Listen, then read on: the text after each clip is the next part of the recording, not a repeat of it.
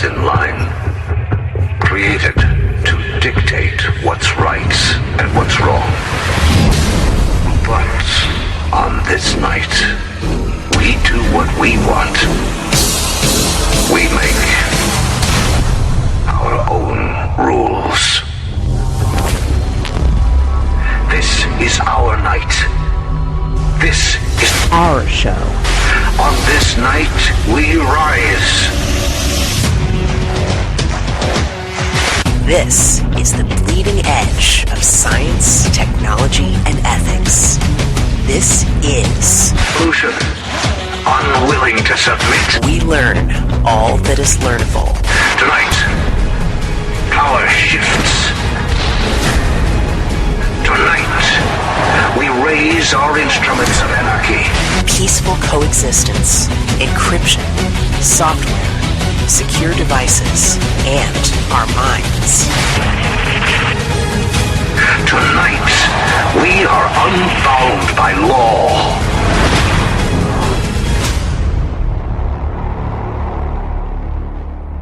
It's time for Sovryn Tech. And now your host, the golden stallion of the tech world, the rated R radio star, Brian Sovryn.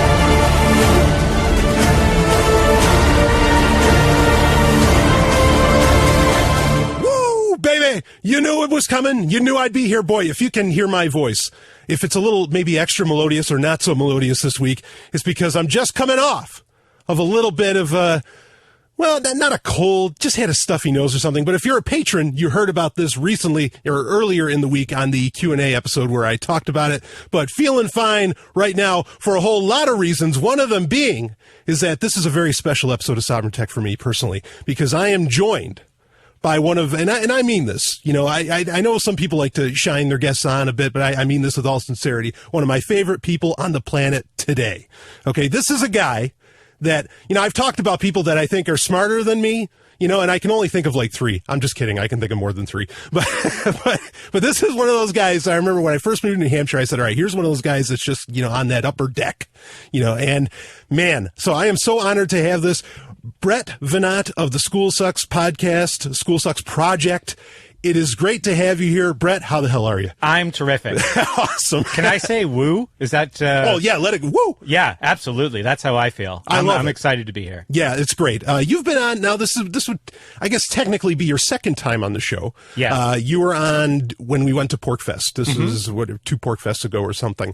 And that was a great time. People loved that. So, but never had you here for a full-on episode. And we're going to go all 2 hours, folks. There's going to be no breaks. Well, we'll take a couple little breaks for the sponsors, just to mention them and whatever. But otherwise, we're just going to run this straight through. And we've got a ton of great stuff to talk about. And we're just going to let this be fun and let it go where it goes. I'm sure it's going to be a great time. Yeah. That Porkfest episode, we should mention, just for the sake of history. Sure. That was where the idea for Conspirathon was hatched. I don't know if your audience even knows about Conspirathon. I've mentioned it to them. Okay. But I didn't realize that, or I guess that is maybe where we first started talking about doing that. But Conspirathon is a series that you and I and the lovely and hyper-intelligent Dr. Stephanie Murphy did for School Sucks, where we covered like movies, all different types of conspiracies. And it's an ongoing thing. It never really ends. No, it never. How could you ever get to the bottom of it? Right. As much as we try to take it goes all the way to the top. Right. You know? Oh, yeah.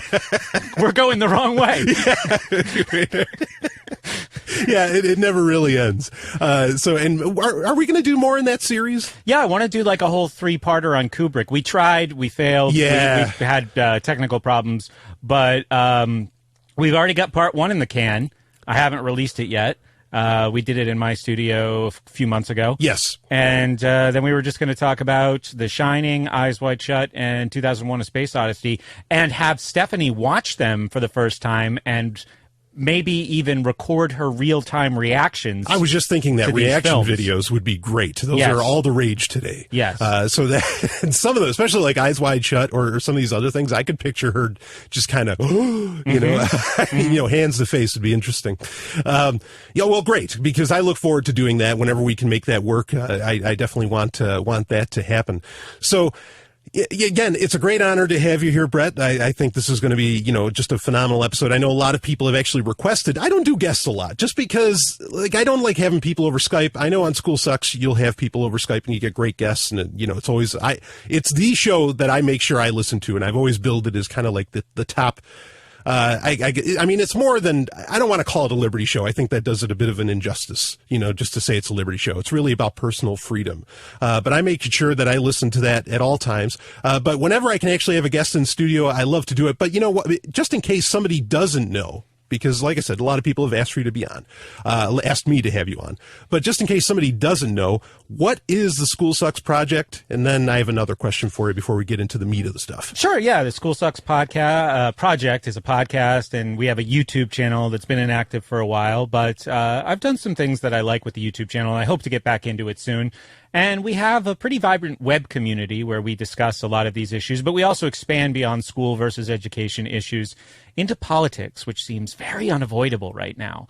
So there's a lot of discussion in the group about that, which is fun and entertaining. Sure. But, the mission of the School Sucks Project is basically to point out the problems with traditional schooling and higher education, quote unquote, and talk about what real, authentic education is, which is a lifelong, self-directed, intrinsically motivated process. Which makes it apply to everyone. Absolutely. At that point, I think the podcast really just shines as being for everybody to really listen to because, when do you stop learning? I don't think you ever should, quote unquote, should. Absolutely. So I obviously don't try to present myself as a teacher. I try to present myself as a learner. I think it was different in the beginning, but then, in the first year of the show, I went over pretty much everything I knew about why school sucked, and then it was time to transition into talking about, okay, well, why is education great, and how do we go about attaining this for ourselves? Yeah, so because you have a history, a career, or a past career in the education system. So, I mean, you certainly know, not to get into the appeal to authority fallacy or anything. Is that a fallacy? Appeal to authority, appeal, sure. Yeah, okay. Yeah, not that I say, was implying that you went for a fallacy or anything. But, I mean, outside of that, the appeal to authority, I mean, certainly you have experience, which I think is important to hear.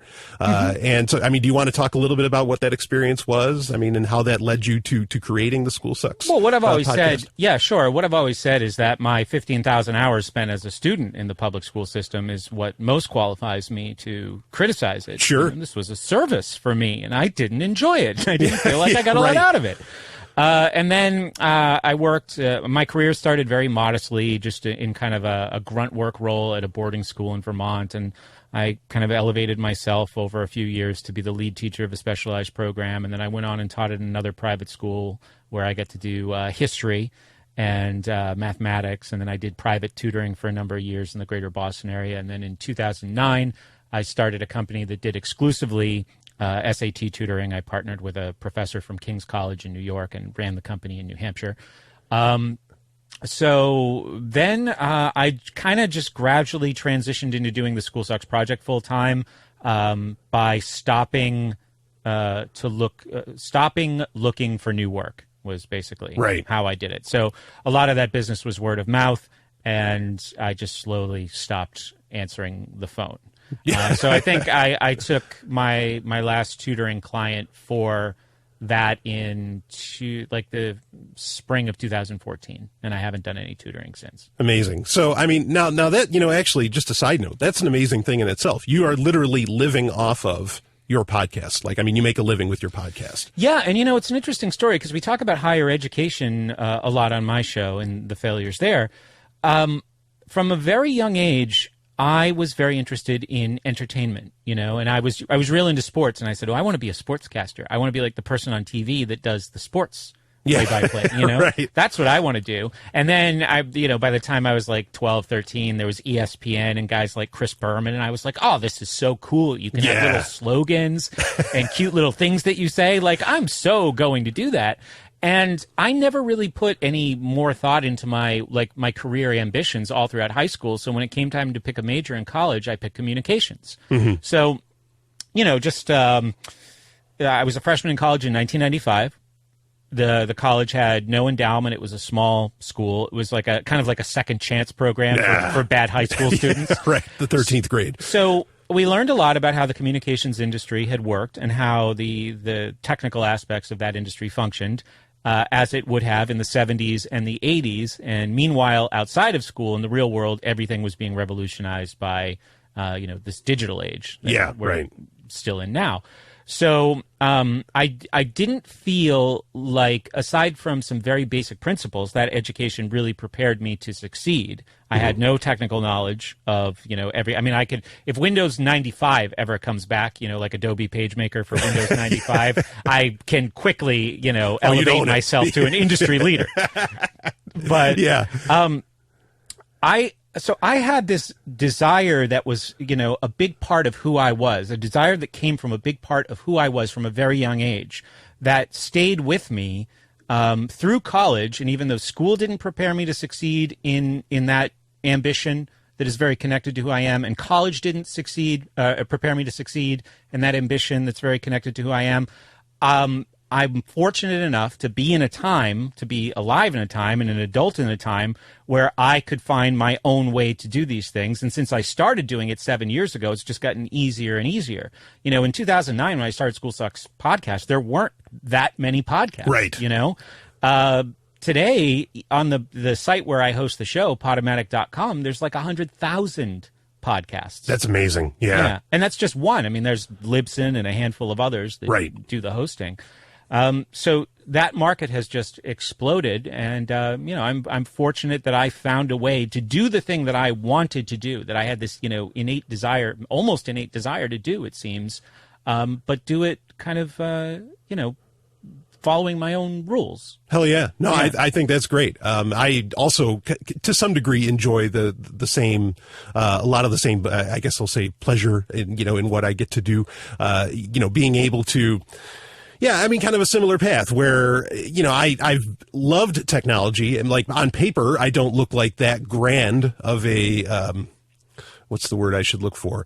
Maybe as a coder or something like that or whatever. I mean, I've worked at various tech companies and all that, sure.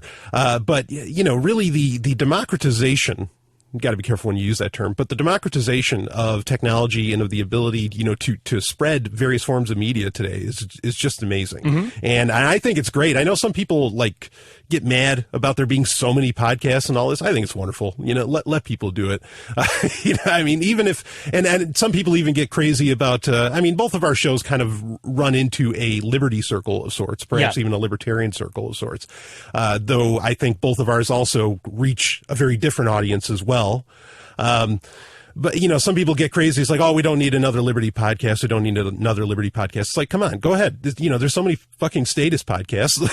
Let them all, let every, Liberty person, make a podcast. Yeah, there is a kind of a frustration about it because I know this isn't the best thing to say or the best attitude when it comes to technology and innovation, but, we were here first. Like I had a podcast before Rush Limbaugh did, or before MSNBC did, or even before people that I like and admire, like Joe Rogan had a podcast. Sure. So there is, this frustration with just kind of getting completely overtaken. And those competitors did not exist when we started. But yeah, I'd say everyone should give this a try who wants to. The average life of a podcast, on average, according to what was that guy's name? Oh, I forget his name. The guy, the big podcast, I'll teach you how to podcast guy. Okay. He said the average life was 8 episodes. Wow. Yep. That's it. Yeah, I've heard some numbers like that the average. I think the average listens per episode of a podcast isn't even 100. If you get above 100, you're above average as far as listeners per podcast. Oh, wow. Yeah. Well, I think there's in podcasting, there's a kind of infant mortality that brings down the total average because a lot of people will just do one and they'll say, no. Yeah. No. And then 6 people heard it, forget it. Yeah, right. Yeah. Yeah, I mean, you raise an interesting point. I mean, something that does happen with the fact that a lot of this technology is so readily available and so easy to jump on and all this, even for the professionals. The thing is that when the professionals, quote unquote, not to say you're not a professional, I mean, you make money doing what you're doing. I think that qualifies you as a professional, sure. Professional podcaster. But, the professionals, the media industry professionals, they swoop in and they just take over. It's like everything on Facebook. Like, nobody cares about what somebody's aunt or somebody's, mother or father or whatever is saying on Facebook anymore, because how could they possibly compete with, the professionals that have just swooped in and are making, these high profile and well-produced posts. Well, that's part of the frustration. It also comes with a little bit of fear, because how are they going to be able to change the industry using the power and the influence that they have? Sure. So I think a lot of people in your audience probably remember a couple years ago when what were they called? The patent trolls went after Yes. Rogan and Carolla. Yeah. And Carolla said, give me some money and I'll stand up for everybody. And then he stood up for like 5 people and protected them from future assaults from these patent trolls. Well, the rest of us are vulnerable in that sense. And, we're facing a presidential election in this country where, regardless of which one of them becomes president, neither one of them are, neither one of them seem like friendly to the idea of freedom of the press. Sure. For different reasons. But, what is that going to mean for, freedom online? And how much more difficult might it get over the next 4 to 6 to 8 years for us to do what we do? I think it will still obviously be possible, and technology always finds a way. Yeah. There's been plenty of times where the roadblocks were set up in areas before, and people obviously found a way around them. It's just a little bit of apprehension I have about the future, because there is, a lot of high-powered people who have taken a significant amount of market share in podcasting. And they have connection and, influence when it comes to government. And what is that going to mean? Yeah, no, I think you're right. And actually, this is a really nice side tangent. Because one of my concerns is also like with advertising, like I get sponsors, but it's tough to find sponsors, because now it's, it's really comes down to kind of centralization of power, be it with the media industry swooping into various technologies like podcasting or whatever. But you have with advertising, like there's this company Midroll. Mm-hmm. And I've already reached out to them, and they said they're not interested. So, I don't mind fucking with them here. But Midroll it is designed to get advertisers to podcasters, but they only deal with the big boys, like they only deal with like the larger, people that get the hundreds of thousands or, perhaps even the millions of downloads. But the thing is that now what happens is that all companies, they just talk to Midroll. If you're an independent podcaster or an independent broadcaster of some kind, you reach out to these companies, they don't even really have a marketing department anymore. They just hire Midroll to do everything. And Midroll then chooses who they want to deal with. And and they explicitly told me that they don't do political, which is bullshit, because they do Dan Savage's show. Yeah. And like his first 40 minutes, every fucking episode is some, Democrat screed, which is just, I can't handle it. But so they wouldn't do that, and they won't do a daily show. So like if you have a very inconsistent release schedule, which some podcasts do, and for very good reason, they're not going to deal with you. So you just lost out on this potential for money. So, there's solutions to that. There's Patreon, some other things, which I know you take advantage of, as I do as well. But, I worry. I agree. That's a great point to bring up, is that, what are we all pretty much going to be listening to or reading Pravda in the next, or what equates to Pravda, in the next 6 years? People are listening to you talk right now, and they're saying, so this explains lootcrate.com. Because I'll listen to that, and I'm like, I almost thought about doing like fake ads for them on my show. Yeah. Hey, are you a dork? Are you frustrated with the slowness of the accumulation of useless shit around your house? Would you like to speed that process up? Do you have money to burn? Are you bad with money? Do you make poor financial decisions? I love it. And what's so funny, Loot Crate is such a peeve of mine, because I'm a full-on dork. I'm the king of the nerds. And that they're just schlepping off to you the leftovers from some factory run of figurines or what, whatever happened. Like, it's even worse than what you're describing, because like what you're getting is bullshit. It's not like one of the things, when I was into collecting, you get everything. Like you make sure you have the complete series. Loot Crate's never going to even give you the complete series of shit. Yeah, I just feel like using them as a sponsor, and this Midroll totally explains it, reduces your credibility. So I'm listening to Rogan, I take my headphones off, and I'm screaming into them, "You're worth $23 million! Cut it out! What are you doing? Yeah, right. Why are you? You're not desperate. This is desperation." Yes. I love it. Yeah, no, oh man, I hear you. I could go on and on about all that. So anyway, let's get into the second question. Then I want to get into a bit of a story here. Yeah. And then we'll kind of go from there. But the second question, I mentioned how we kind of our podcasts, and maybe in our personal lives, we kind of roll in certain, libertarian / anarchist circles. I'm curious, and I like to ask this of a lot of my guests, because generally if I have them on as a guest, hopefully they're an anarchist or something like that. If they're not, well, they must have a good reason that they're being on my show. Sure. But I think you would describe yourself as an anarchist, yes? Yeah. Yeah, you'd run with that. I mean, if you have a better term, feel free. I mean, I wouldn't say in any kind of practical way. I don't expect to see a working voluntary society in my lifetime, but there's Right. certainly glimpses of it here and there. Sure. And I like to take. I know there's the term agorist. I like to call myself, and I'm not recommending that anyone else do this, an ignorist. Like I kind of pretend that as much as I can that the government doesn't exist. I love that. I think that's brilliant. So, I have an old car. I have a 2006 Nissan Altima, and I work from home, so I own this car. I have the title.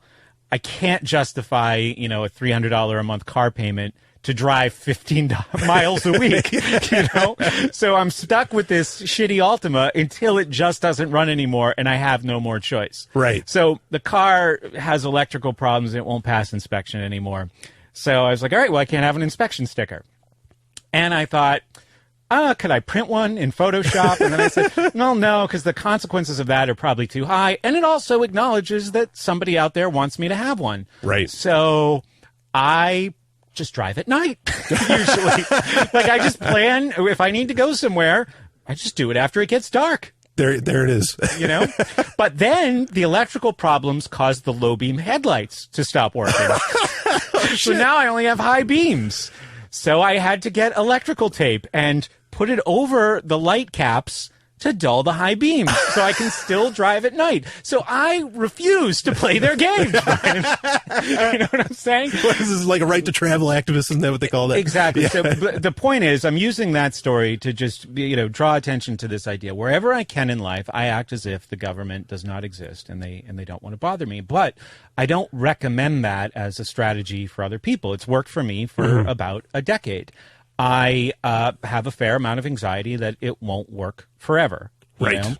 And a lot of things I see as a race to the collapse of government as we know it. Can I just keep doing what I'm doing until they don't have the resources to deal with me anymore? Yeah. I mean, that's a real question that I ask.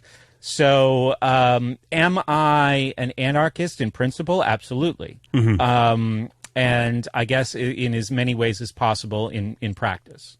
Right on. But I'm also, realistic about the world in which we live. Sure.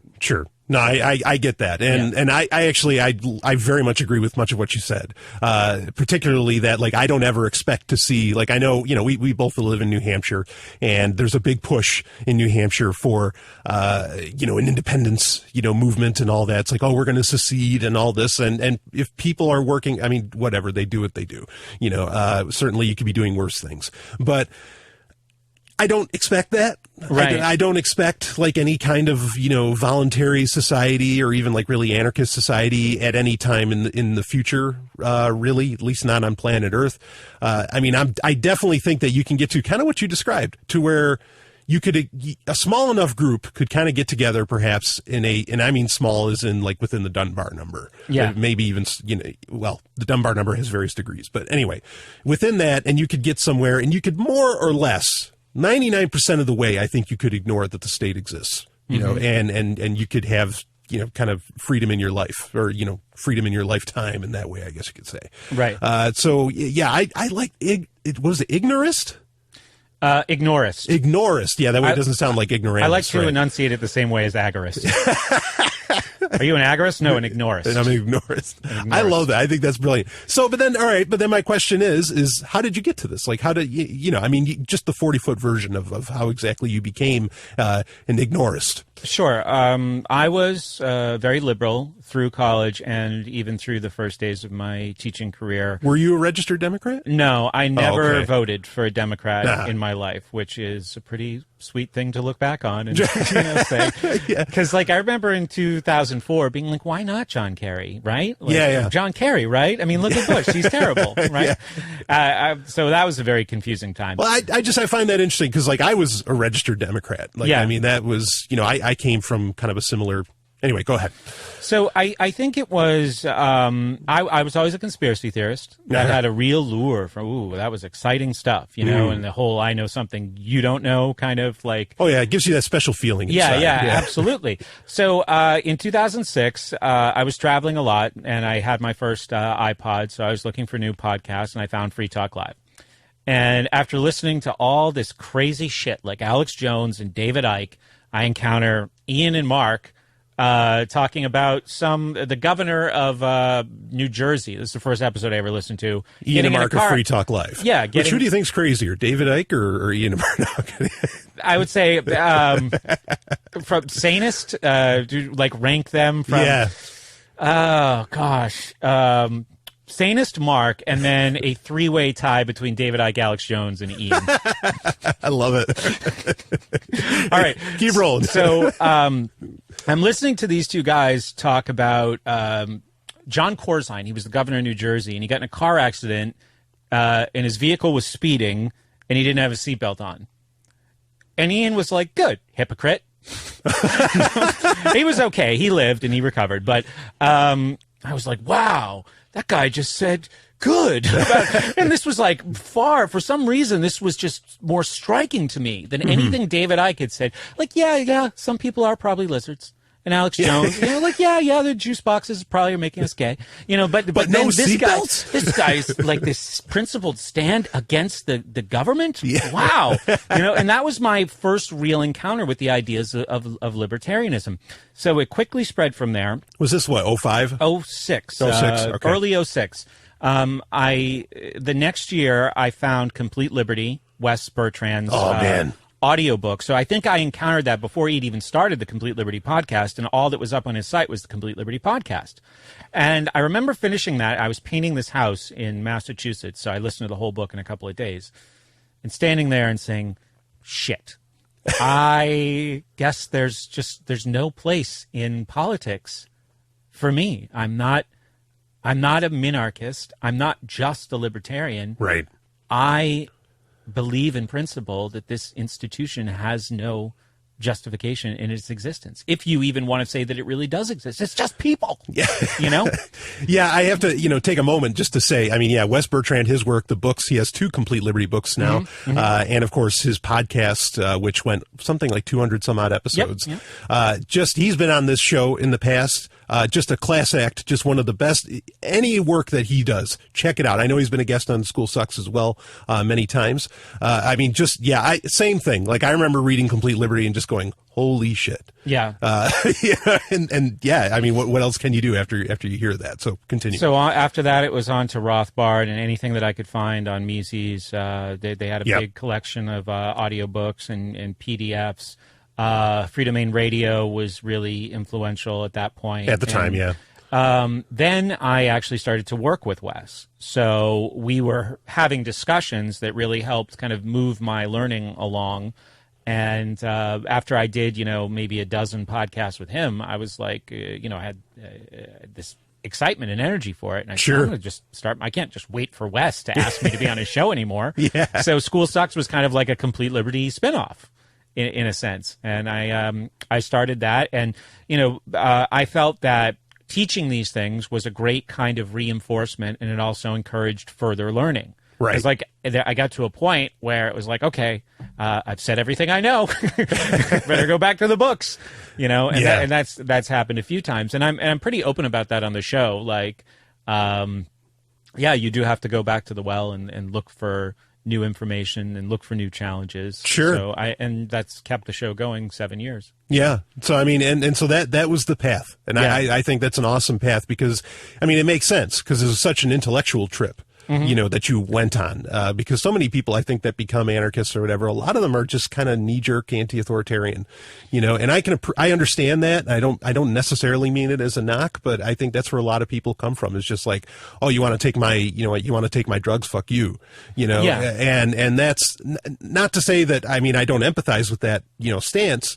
But, there's something to be said when you come from it from, really a far more intellectual, like from a, self-learning aspect. Right. Yeah. Right. Absolutely. And I like the fact that it was somewhat gradual, and it didn't take, for me, I feel like a lot of people, and I think this is more legitimate than just like knee-jerk anti-authoritarianism, people know what it's like to be unfree. Sure. And the form that comes in, I think most often, is they were in the military.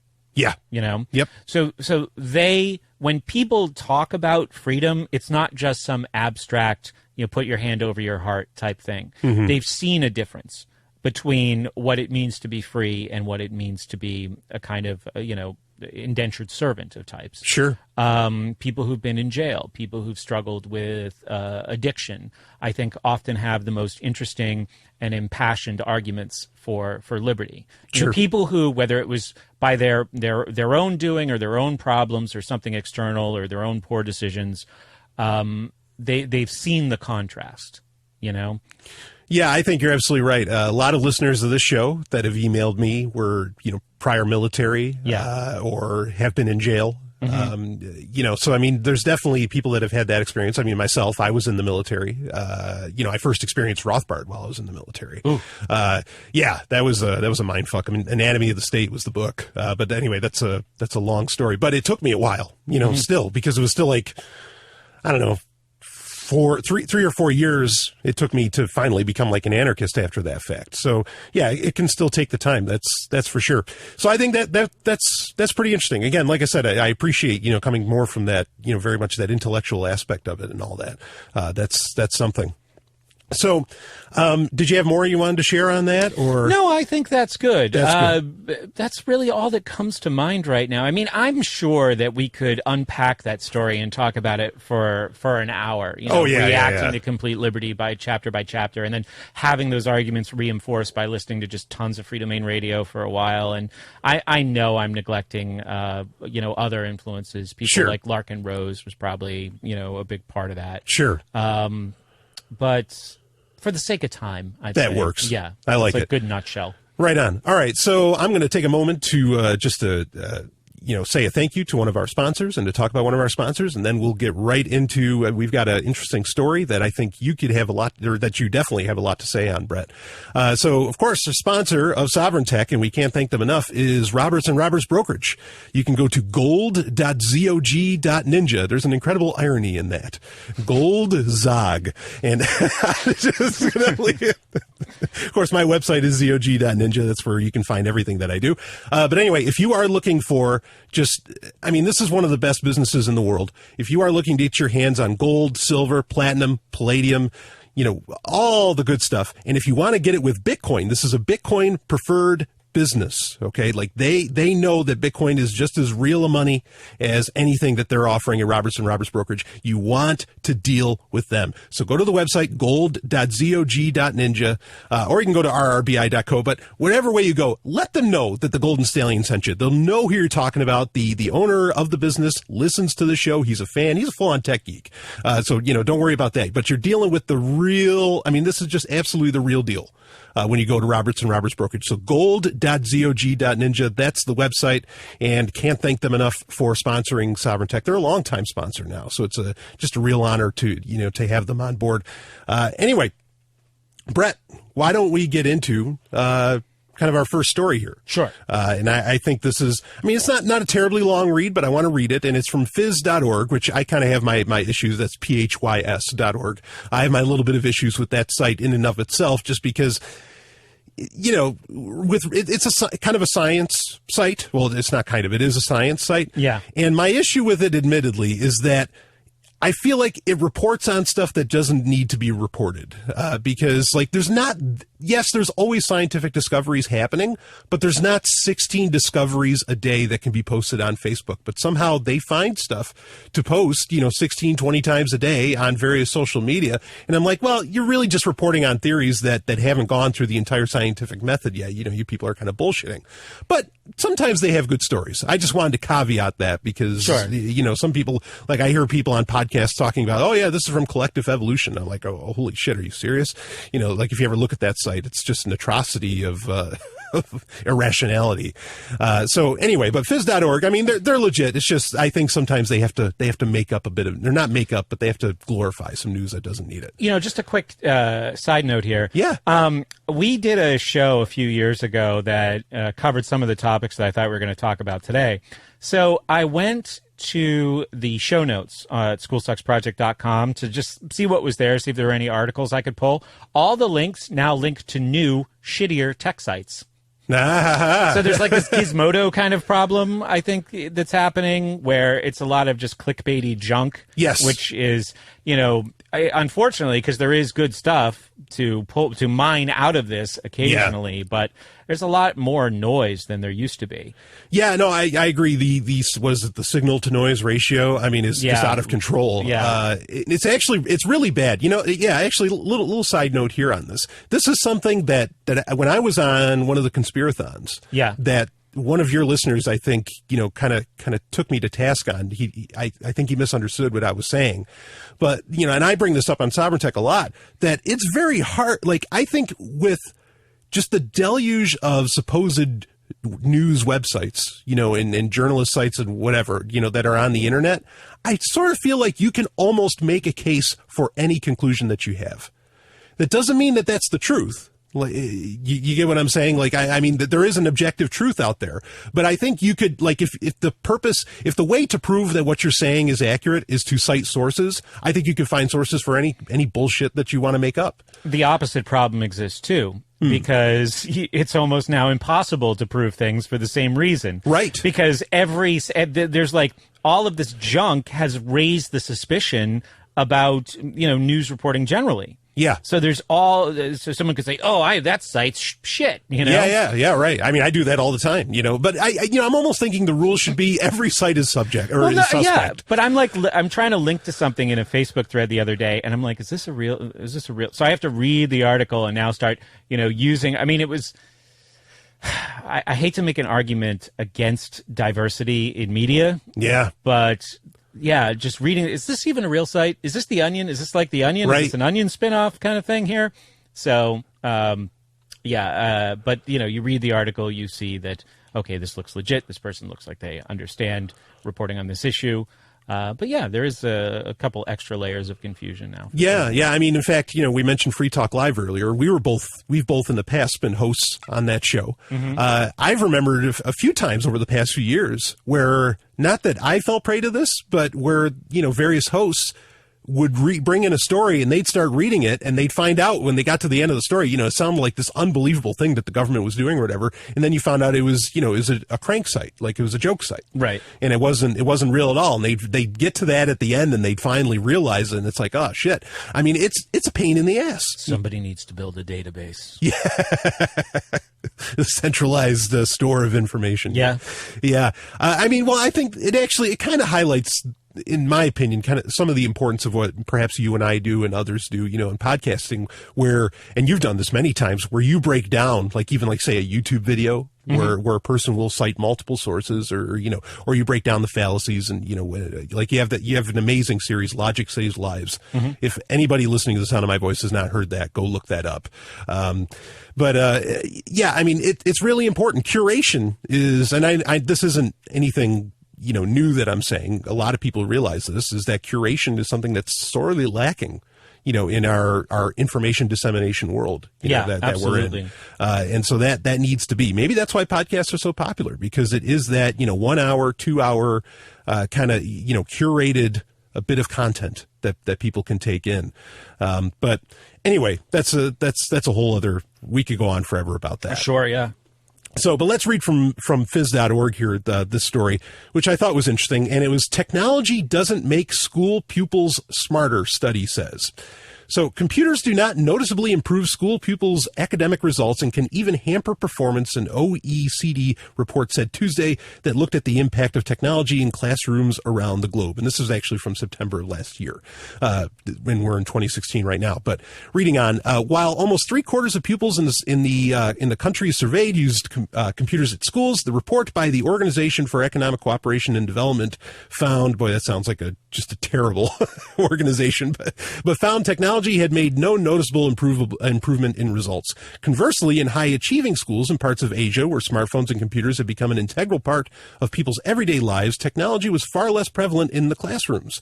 In South Korea, students use computers for an average of 9 minutes at school, and in Hong Kong, only 11 minutes, just a fraction of the 58 minutes spent in Australia, 42 in Greece, and 39 in Sweden. Quote, where computers are used in the classroom, their impact on student performance is mixed at best, end quote. OECD's Education Director Andreas Schleicher said in a foreword to the report the think tank's first on the topic. Quote, students who use computers very frequently at school do a lot worse in most learning outcomes, even after accounting for social background and student demographics, end quote.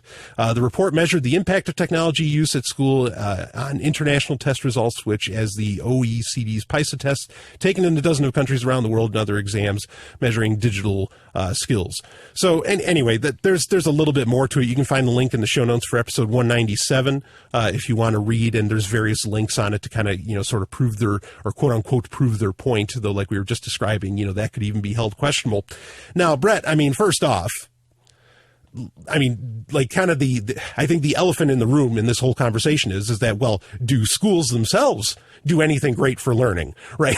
Exactly. You like that. I think that would be the first thing to say is like, well, the whole paradigm is bullshit anyway. Well, here's the interesting thing, right? Because we're just talking about the problem with the online world as far as trying to extract meaningful, actionable truth out of it, yes. Right? Is that there's no curation.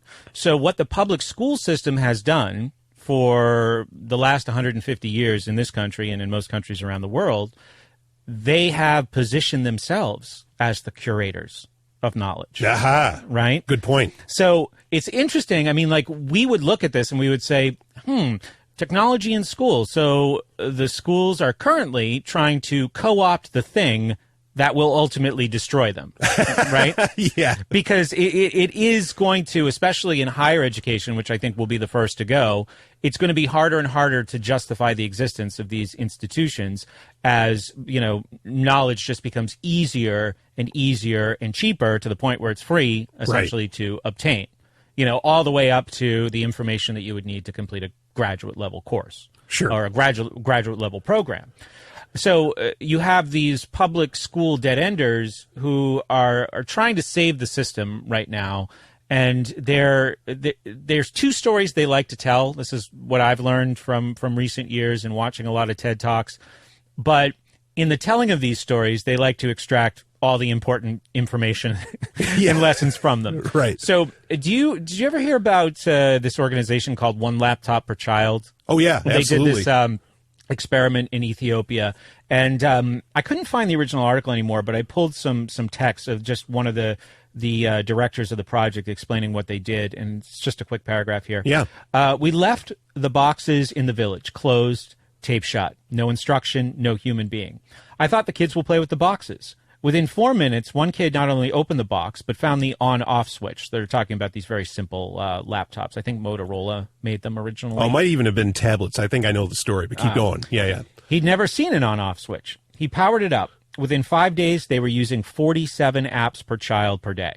Within 2 weeks, they were singing ABC songs in English in the village. And within 5 months, they had hacked Android. Some idiot in our organization or in the media lab had disabled the camera. They figured out that it had a camera, and they hacked Android to get the camera to work. So this is what an amazing story about the power of technology. Right. Yeah. Right? And the other one, the chief scientist for this Indian technology company who has done a lot on the lecture circuit in the last couple of years, and people, flooded my inbox with stories about him and videos of his TED Talks. His name is Sugata Mitra. Okay. Does that name ring a bell? And he did the hole in the wall experiment, in I think that it was in New Delhi, India. He Okay. did this. So this huge Indian technology company called NIIT, their headquarters is up against a slum in India called Kalkavi, I think it is. Okay. So there is a wall, like a dividing wall, between their campus and this slum. So Mitra had this idea to basically cut a hole in the wall and just put a free computer there and just basically observed what happened. And that computer would be facing the slum, like, Yeah. so the people in the slum could use it. Okay. Right. Okay, So got that it. was the idea. So there was no instruction. It was just like, let's put this here and see what happens. It was easy to do. It was, the slum was adjacent to their site. So from this, he observed these kids go up and basically teach themselves computing skills in no time at all. So very similar results to the one laptop per child experiment in Ethiopia. Okay. And through this, Mitra developed this idea of what he called minimally invasive education, where, kids can actually teach themselves. They don't need to be taken and put somewhere. They don't need this top-down structure. Like, look what they can do just if they want to do it.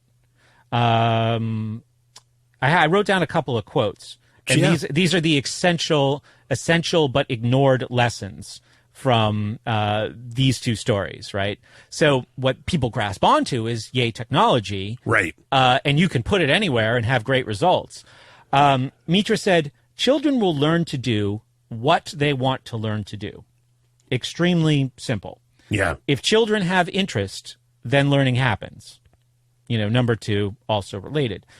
And the other one, and I'm just kind of paraphrasing the important lessons of both those stories, is that education is a kind of catallaxy. Have you ever heard that word? No, I think I'm unfamiliar. Mises used it.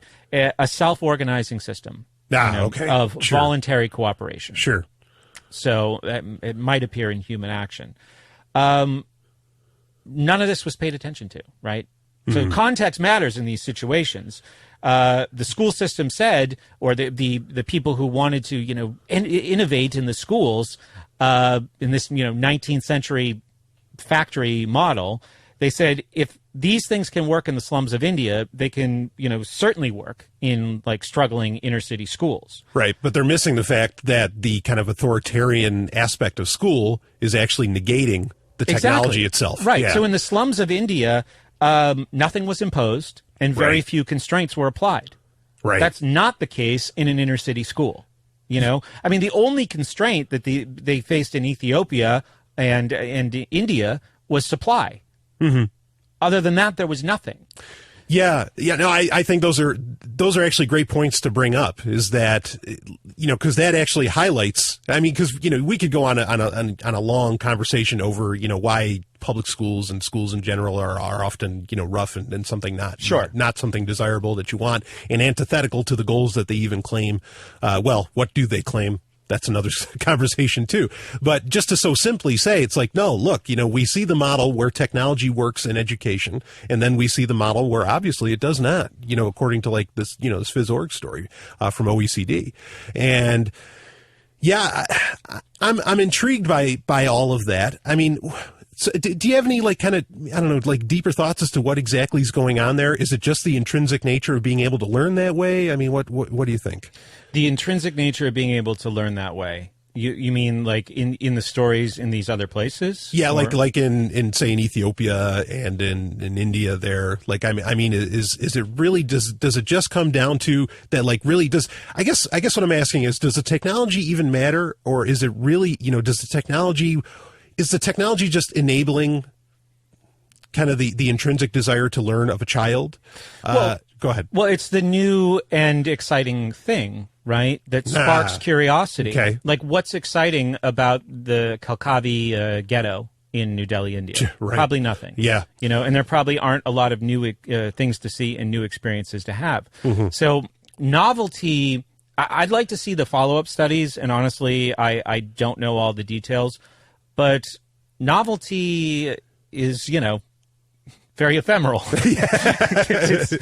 It's got something to it. There's some magic. Yeah. That's a great point to bring up. Keep going. Yeah. So, I mean, I think that the unfortunate thing is that in the schools, all these stories were highlighted, and then all the important lessons were kind of extracted from them and thrown away. Sure. Because it just feeds the same. I'm going to get to use a word that I never get to use, but I always want to use the same canard. There we go. There's a word I know. That we just need more money. Right. We just need more money. Right. So I bet you would have that same problem in the schools, right? Where on day one, it's like, hey, kids, look, you have iPods or iPads, and there'd be lots of oohs and ahs, right? Right. I guarantee you by day two, you would have a chorus of people in that classroom going, this fucking thing, piece of shit. You know, I guarantee. So with the novelty is there at first, and with the novelty comes this amazing gratitude and I think realization of opportunity. But that fades very quickly. And now, because these types of technology are so ubiquitous, do you think they're going to excite kids in the classroom with the same things that are just so commonplace in their own lives? Right. You know, actually, I'll tell you a story. I mean, now you and I, so you're a few years older than I am, not by much. But so we didn't really, I mean, I think we always had a computer in school. There was always the Apple II, at least, right? Where we got to play Oregon Trail in the library. Yeah. You know, which, boy, talk about something that you learn a lot from. I mean, I never knew what Ford or River was, but now I know. So, a couple things about dysentery. But anyway, you know, like computers were sort of an afterthought in school at the time. Like it was almost an extra credit if you even got to learn about them, you know, using them in school. I don't know if your time in school, you know, from K to 12 was similar. I thought computers were stupid when I was in college. Aha, okay. I remember taking some Windows course in like 1997, and you know, we were just IMing each other in the class, not paying attention. And the teacher was like, you need to know this.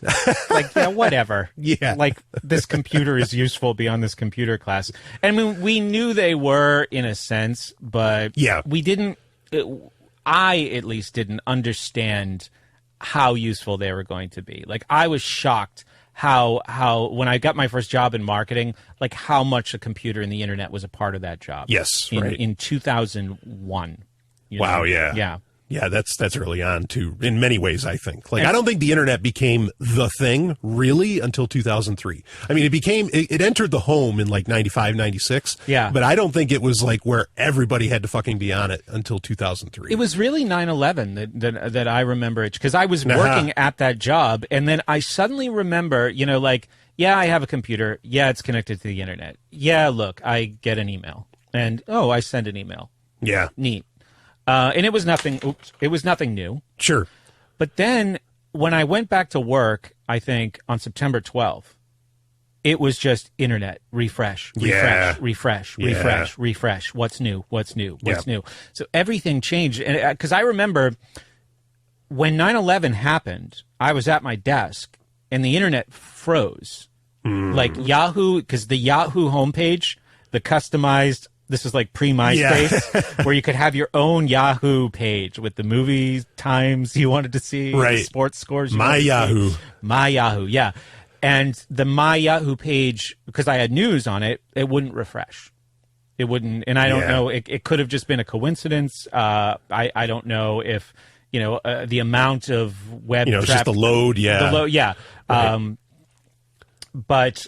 I remember that being really frustrating in my, like, because the internet was, I mean, I remember in college, like, waiting, 3 minutes for a picture of a naked woman to load. Oh, It was just like, this is a picture of a naked woman being transported from across the world. This is to me. amazing. It's like, I don't have 3 minutes to wait. What kind of spoiled asshole am I?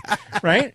So, but then it was like, after 9/11, the urgency, and it changed the whole culture, because the urgency of information, it was like a day and night difference between the 10th and the 12th. Yeah, it raises a great point, because when, and some comedians have cracked a joke about this, but I think it's very, very true, that TV became the thing after the Kennedy assassination, which, oh boy, could we tell stories about that, but we're not gonna.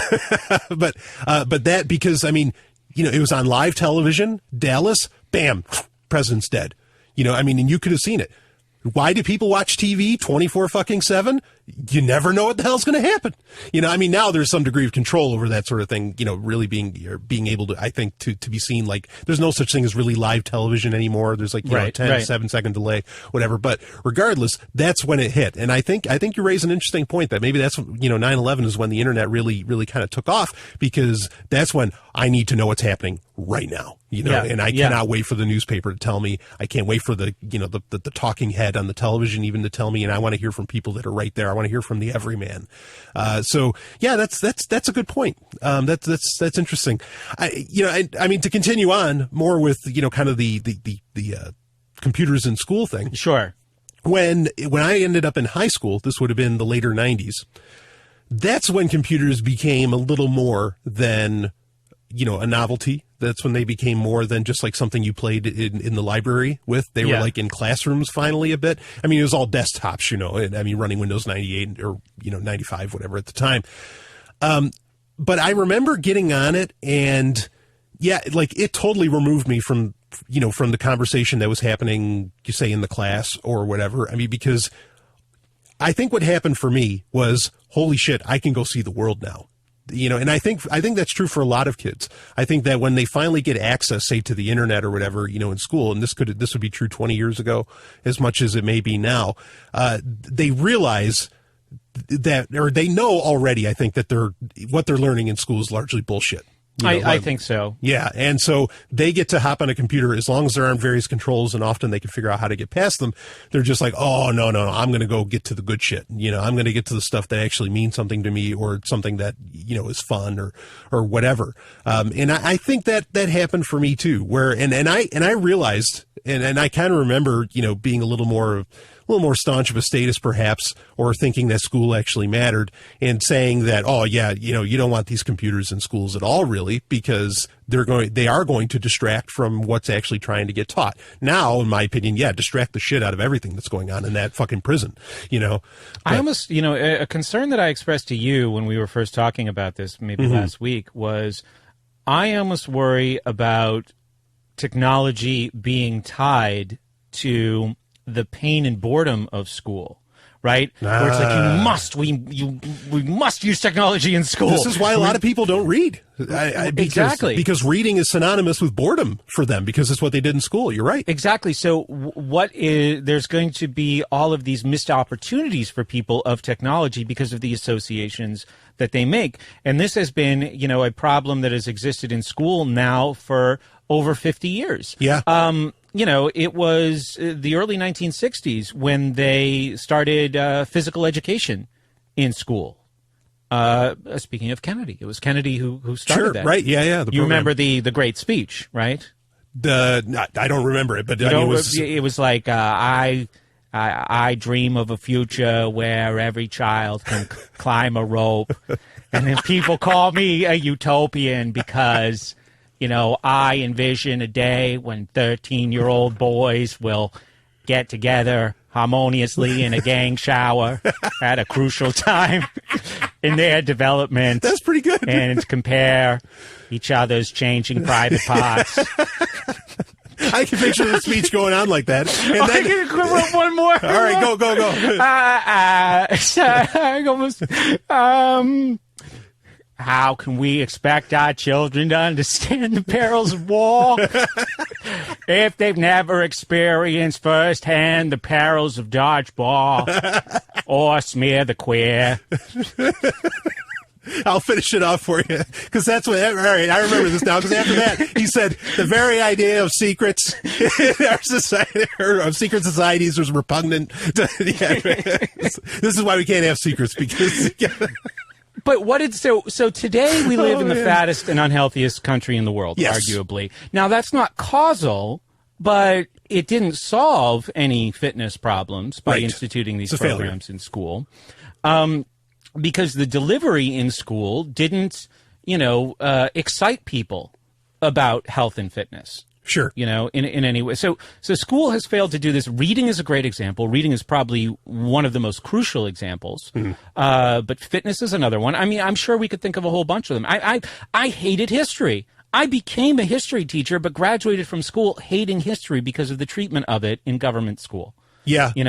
Yeah, no, I think you're right. In fact, Stephanie and I have had these conversations because I'm kind of an armchair historian, and we'll spend all night long talking about history. And she would say to me, and I'm not saying this is a pat on the back for myself or anything. I'm just saying, it speaks to your point. She'd say to me, why wasn't this taught this way in school? Like, why wasn't it talked about this way in school? A lot of these historical, the historical timeline and, all these moments in history.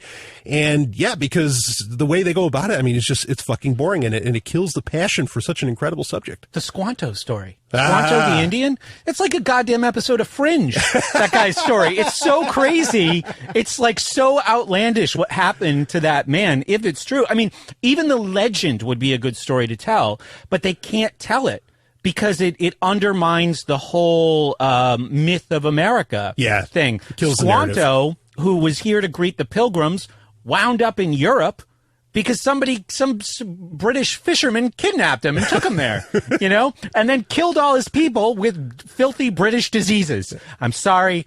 My Anglophobia is coming out. I'm sorry. It's not British. I know you have an international audience. Yeah. It's not you British people today. It's historically the British government. Right. That causes this phobia.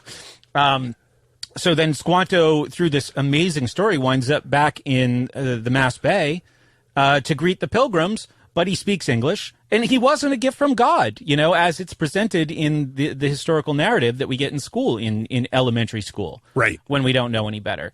It's a fascinating story, but it's omitted from the record because it undermines the rest of the narrative. What a shame. Yeah, right, exactly. No, yeah, I mean, and the story is far more intriguing. Yeah, like the real story. Yeah, I always love the saying that truth is stranger than fiction. Indeed, right? Yeah, sure. And I think that's almost always true. Fiction can't touch what really happens. Kind of in real life. And the Squanto tale. I even remember the movie from the '90s, Squanto, a Warrior's Tale. It's bullshit. Mm-hmm. I mean, like the whole thing's crap, or at least it's omitting quite a bit. Yeah. That's an interesting point. That you bring up there as well. I think that's one of the big takeaways is just the danger of putting associating technology with this, prison school system effectively.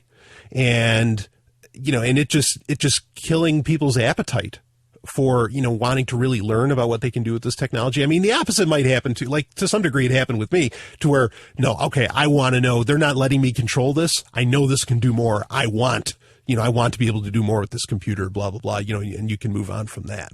But I don't know. I mean, so overall, you're very negative. I mean, I think it's safe to say you're negative on the school system in general, of course. Yeah. But overall, you feel pretty negative about the idea of, bringing in, like you even said in college, like bringing in, say, Chromebooks and iPads and all that. Like, you don't think that gels. Well, I have a fun game we could play. Okay. Maybe I should have told you this before the show. That's that I right. had this game. I wrote down a bunch of reasons why they make this technology in school. Now, remember, what's really at the root of this, no matter how they try to dress it up with whatever the educational flavor of the month they want to use, what's really at the root of this is more money. Yep. So this is really a union-driven kind of thing. It's putting more funding into the schools, and there's a lot of feeders that want to talk this talk because of that, because they feed on this system. Sure. So I thought we could go through a few of them, and you could respond, and then I could add to it. And I don't know how much time you want to spend on this. No, that's perfect. Yeah, we keep rolling. We're an hour in. Let's keep rolling. All right. 21st century skills require 21st century technologies. The modern world uses email and all these different kinds of what else? PowerPoint things. Sure. I'm thinking of people Excel. Yep. Computers teach people these skills. Yeah. No. Yeah. I don't buy into that because, this is something that kind of drives me nuts.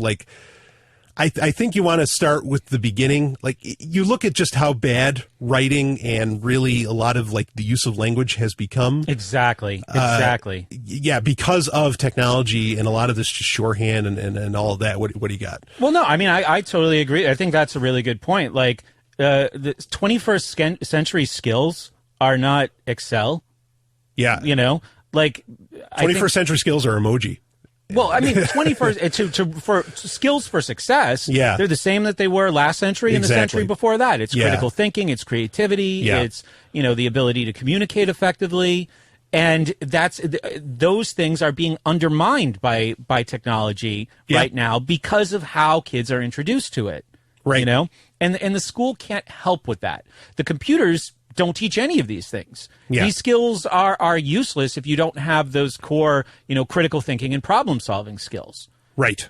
Yeah, no, I agree with that completely. I mean, and I think that kind of even speaks to, I don't know, a lot of what we were talking about earlier, where, a lot of sites are just absolute bullshit and they try to peddle themselves off as being legit and whatever.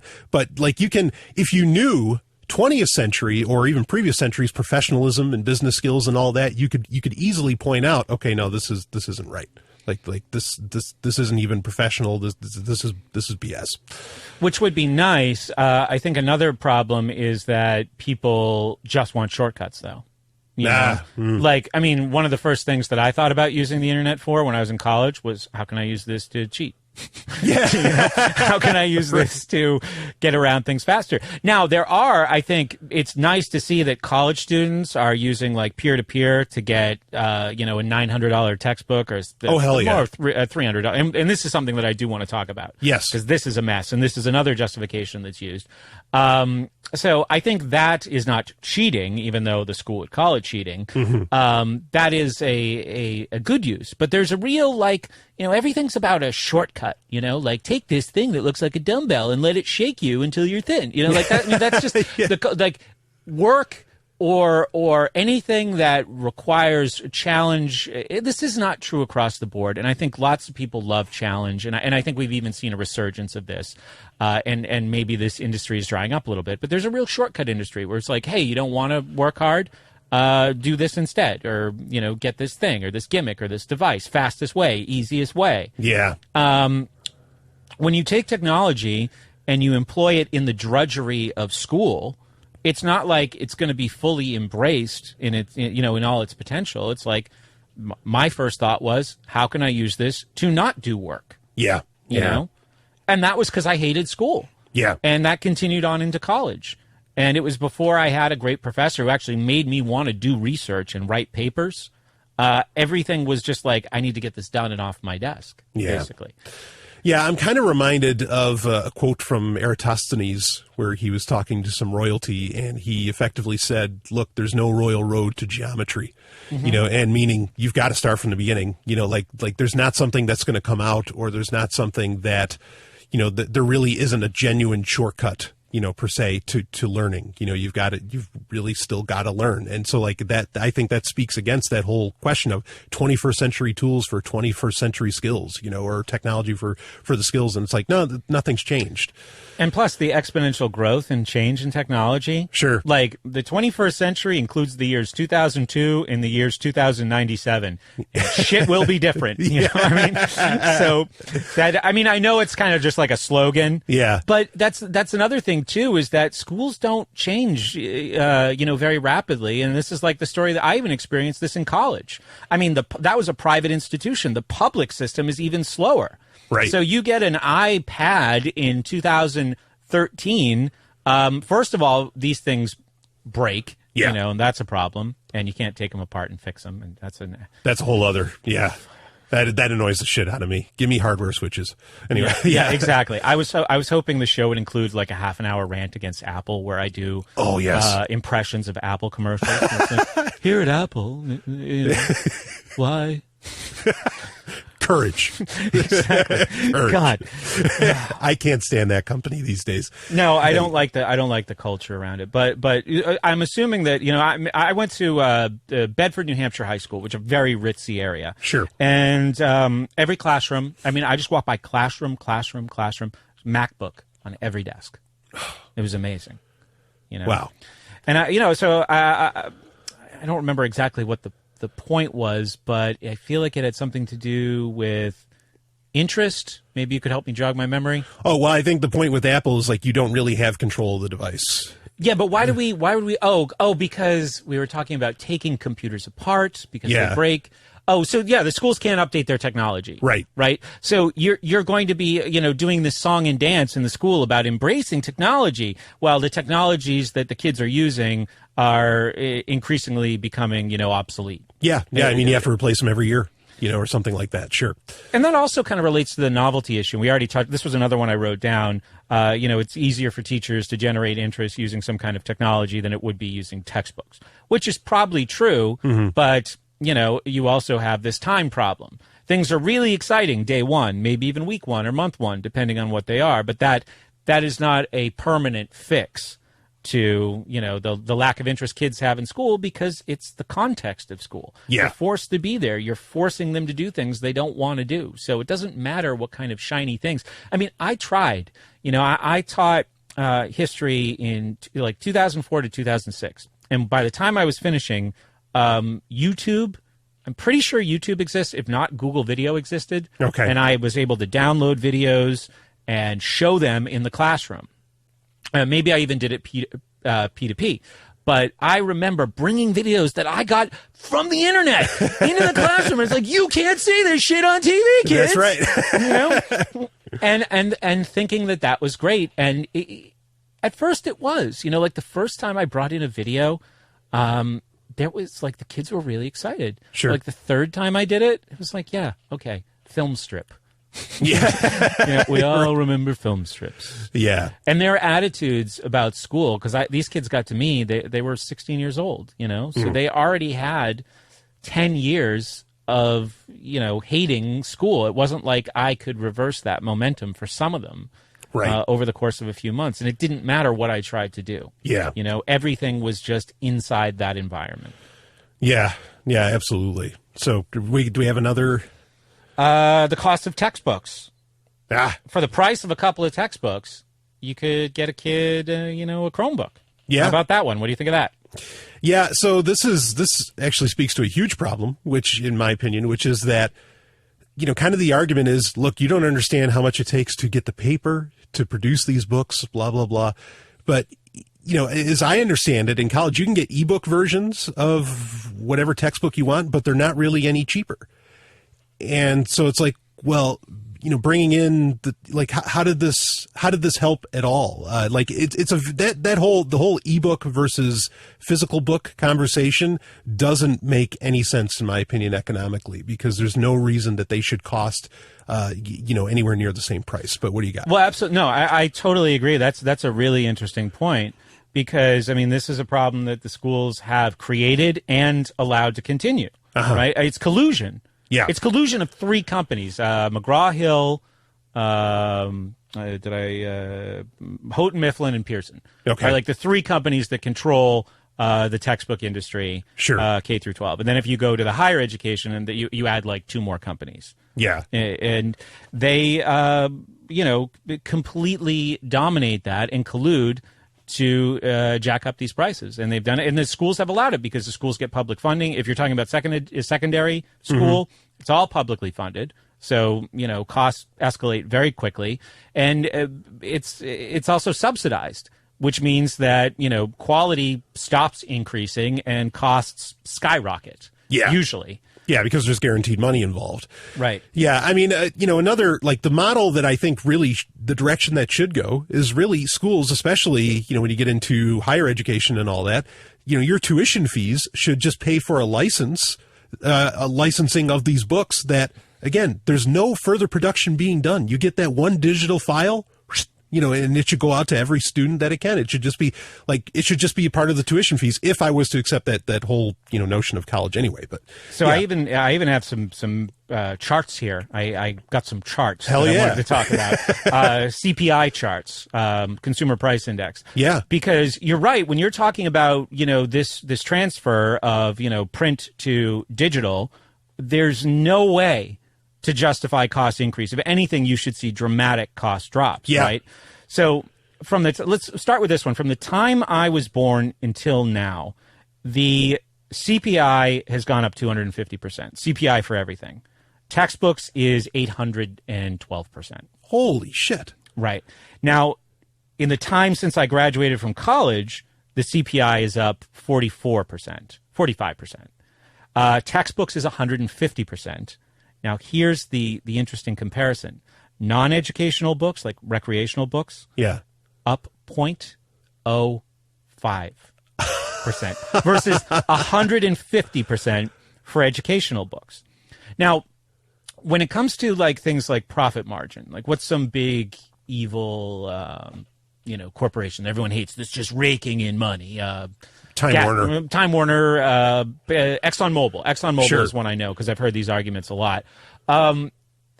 A profit margin that would make the people at ExxonMobil go nuts would be like 6%, 7%.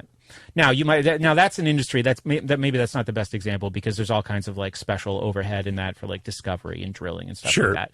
So when I found out what McGraw-Hill's profit margin was, and just knowing like oil and gas is like 6%, insurance is like 5 or 6%. Yeah. I said, well, all right, I'm not going to tell you McGraw-Hill yet because it's going to blow your mind. But I said, what are other publishing companies like Penguin or Simon & Schuster? HarperCollins. Yeah, they're like really good profit margins for those companies would be 10%. Right. And most of them are closer to 5, but it's gone up some. There's Harlequin. Have you ever heard of Harlequin? Yep. Harlequin has gotten up like over 15%, but that's because of this huge digital market, which is getting rid of all kinds of printing and delivery. You're probably cutting all kinds of union out of the picture if you're not doing delivery trucks of printed books anymore. So they've gotten up over 15% a couple of times, but a really exciting profit margin in the publishing industry is still like under 10%. Okay.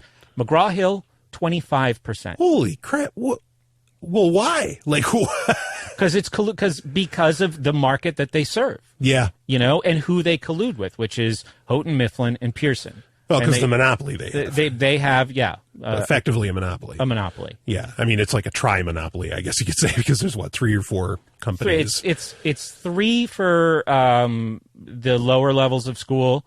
And then there's like a couple more that would be added for the upper levels of school. But Pearson and McGraw-Hill and I think Houghton Mifflin are all still part of that market too. It's unbelievable their profit margin goes up. There has been no price. I mean, and there just should be a price drop based around the technology itself. For no other reason, there should be some kind of a price drop. Well, exactly. And that's why I like to bring up the textbook argument, because it's like so the thing with government that like they create a problem, right? And then they go, look at that problem. Yeah. Like little kids. Who did that? How can we fix it? Oh man.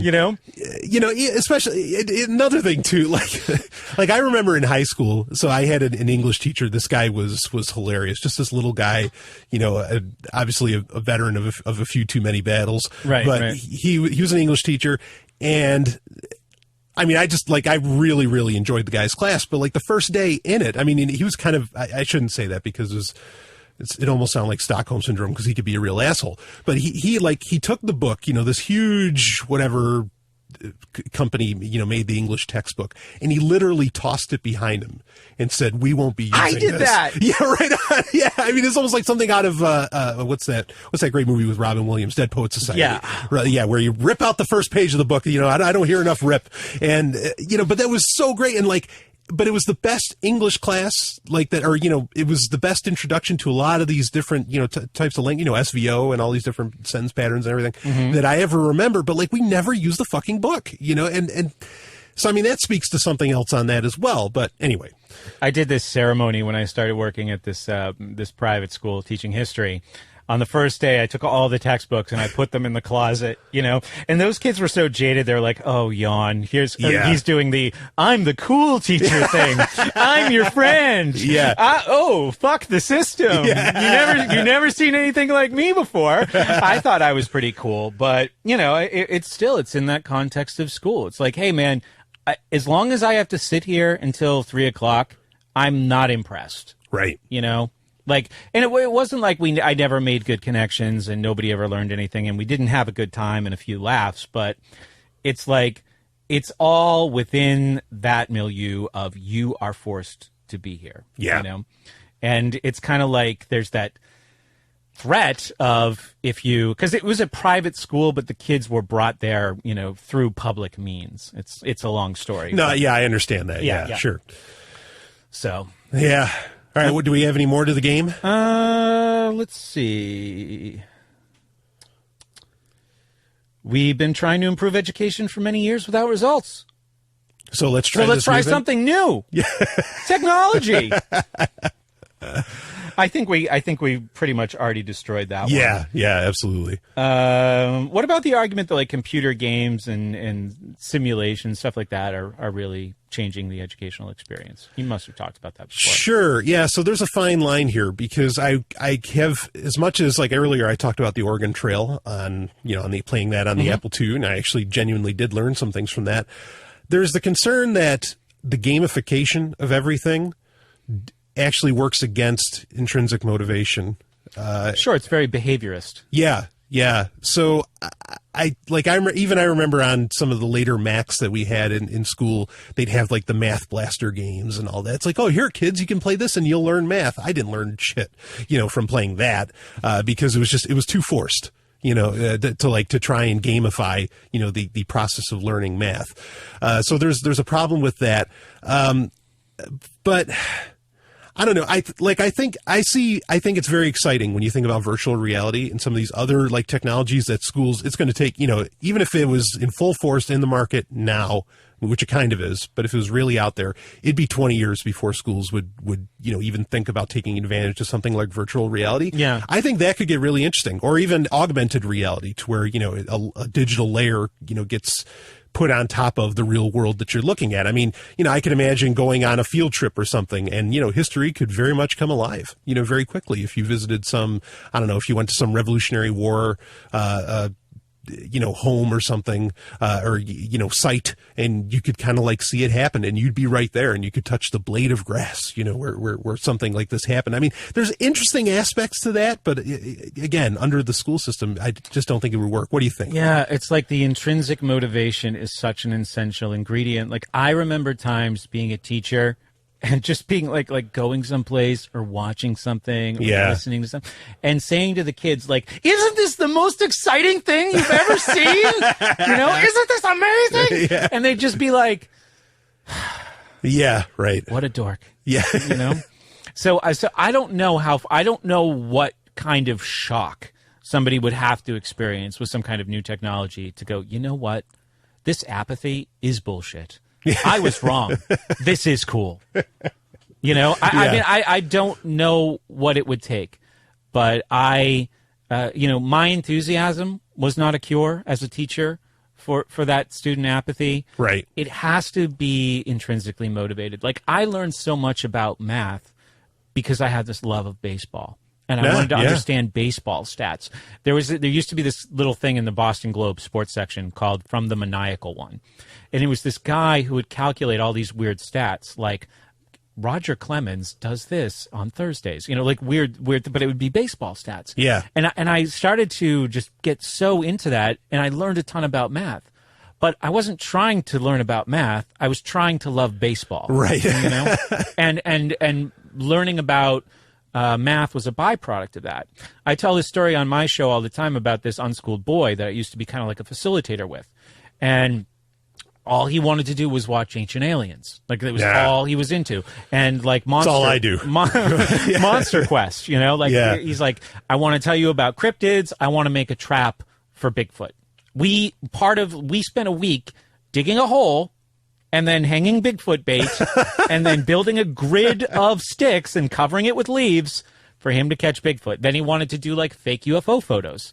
So there's pictures he's got a camera, and I'm holding one of his mom's pans up against the sky, just with my hand out of it, and he's snapping the. We took a beautiful fake UFO photo. This thing looked very, very real. I bet. Using a metal dog dish. It was amazing. The lighting was perfect because there's no fakery. There's no Photoshop. That's really there. It's just right. Dog dish with forced perspective. So, but I was able to ride his momentum into actual learning lessons, because I had to report to the school, what are you guys learning about? And I was all right, what did we do?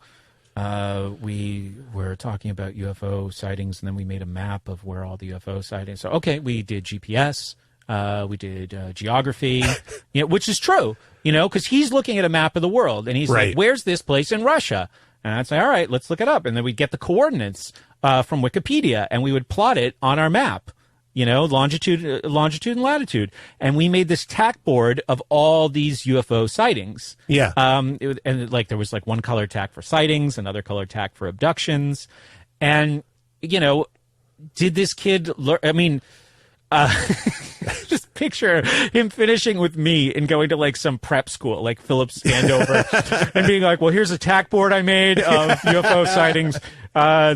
These are some really nice photographs I did of a Bigfoot trap." Now, we didn't catch them, but you can see the trap is perfectly, structurally. I mean, if Bigfoot had walked here, but he was excited about a self-directed learning process. He also had, I should just say, a few challenges. He was he was somebody who had challenges. I think that's all you have to say. Yeah. So there was more flexibility that I wasn't trying to get him into a Phillips Andover kind of school. I wanted him to be excited about learning. Yeah. And I wanted that to be able to continue after I left. And I was really excited because I'd get there sometimes and he'd already be working. It wouldn't be, I mean, I worked with kids who didn't go to school, where I practically had to go to their house and drag them out of bed. Right. Right. I remember just standing at the bottom of this kid's stairs for getting paid by the school district for 45 minutes, waiting for him to come down and do his virtual online charter school work with me. That I wound up doing most of. I mean, some of that work was just really, really frustrating. Really arduous. Yeah. Yeah, well, I mean, that's interesting, the intrinsic motivation and all that. I mean, I think there's ways you can excite that intrinsic motivation. You were mentioning, Ancient Aliens. I mean, I love the fact that show really just, it's just a string of question marks. A lot of people unfortunately run off from it and talk about a lot of it as being kind of fact or something. Mm-hmm. But in actuality, the show makes very few claims that don't end with a question mark, that don't end with a possibly, and I think that becomes exciting as to where you're not telling, you're not ramming it down somebody's throat that this is what this means, blah, blah, blah, but you're more saying this is what it could possibly mean. And I think that excites people's, desire to learn more. And there's genuine things to glean from it. I mean, in school, you get, if it even comes up, okay, where did, human civilization start? Well, it starts in Sumer, but then you have Göbekli Tepe and you're like, well, wait a second, that's not right. This is significantly older. So, yeah, there's things to learn. Go ahead. Well, so this is where the real, where the problems with school really became apparent for me happen along lines of technology. Because we talked about school for so long being the curator of knowledge, and for a while, I mean, in 1955, that'd be an easier argument to make, Sure. Because, this book was written from all these great primary sources. But it's so expansive today that school has almost become this editor or this, keeping things out of school. Even to the point where, I've talked about kids not being allowed to use Wikipedia, a section of the internet being sectioned off and blocked off for kids to access, and they're being told they're using the internet, but they're only getting school-approved sites. Right. So school is not, as knowledge expands or the availability of knowledge expands, school is not an effective curator of information. And in fact, it works in the opposite direction today. And technology and the availability of this information and the ease of access has exposed that, and those were the real wake-up calls for me. When I was a kid, school just sucked because of all the, the psychological aspects of it. Right. But now, all of the arguments for its existence 100 years ago, it works in the opposite direction of those arguments today. Sure, when it comes to knowledge. Yeah, I think that's spot on. Did you have more on more questions at all that you want to get to? I had a long list of these things, but I actually think we covered a whole bunch of them. Yeah, kind of just through talking. Yeah, sure. So I sort of want to ask another question. I mean, say with kids in schooling, unschooling's a big deal. There's other alternatives that people take advantage of. Sudbury schools, right? Yeah. A bunch of these different ones. I mean, do you think do you think technology definitely, like what place do you think technology would take in those alternative, learning environments? Well, see, this is the big difference. It takes whatever place the kids want it to take. Aha, there right? you go. So you talk about like some race car typing or whatever. So you're basically like, look, kids, here's a fun thing. Now learn. Well, you're just hovering over. That would never work, but it's a game. Come on. Yeah. Play. Yeah. Learn. Like that's. I'm making it a little more creepier than it actually is. But, right. Yeah. But the technology, I think, is. Well, it depends, because some of these things could just become like zombifications. Like. There's a kind of unschooling that really just is unparenting. Like if you live in a beautiful place with lots of, wonderful outdoors, and you just have a kid like sitting inside, not moving, doing what's some shitty game that a kid would do? I don't know. Minecraft is shitty. Minecraft. Well, does it have any educational value? Yeah, apparently it does. I mean, like I'd love to hear you do an episode on Minecraft, of your show. Like if somebody, I don't know, because that game's fucking weird. Yeah. All right. Well, I know a very entertaining Minecraft player who also does a podcast. Aha. Nick. Yeah. So I might hit him up about that. Oh, yeah, Nick. Yeah. What a treasure. What a treasure. That Nick. Yeah, exactly. Yes. So maybe that's an idea. I like that. But no, I'm completely unfamiliar with that. But if a kid was just doing some game like that, or even more wasteful than that, and the parent tells his or herself a story about, no, they're learning about, hand-eye coordination or something. No, I've been hearing that forever. Yeah. Yeah, I just that's really shallow for me. But I think if there's the kid wants to do something, and the technology is an end to doing that thing, that's a completely different story than in school. The school wants to check off something on a syllabus or on an education plan, right? A standard, and they're going to use this technology as a trick, where there's not going to be any, enthusiasm for that anyway. Sure. That's a different story. So I don't know. I mean, I'd like to go back. I actually have a couple of Sudbury people on deck that I'd like to talk to, who both wanted to come on the show because of some of the things they've heard me say about Sudbury and its democratic management, which I'm not a huge fan of. Okay. But I'd like to learn more about that, like how technology is being used. But I just remember working with this kid who was so excited about, the cryptid world or the alien world, and that was the fastest way to that information. So we used it. But I guarantee you, if there had been a faster way to find out what he wanted to find out, that's where we would have been. Yeah.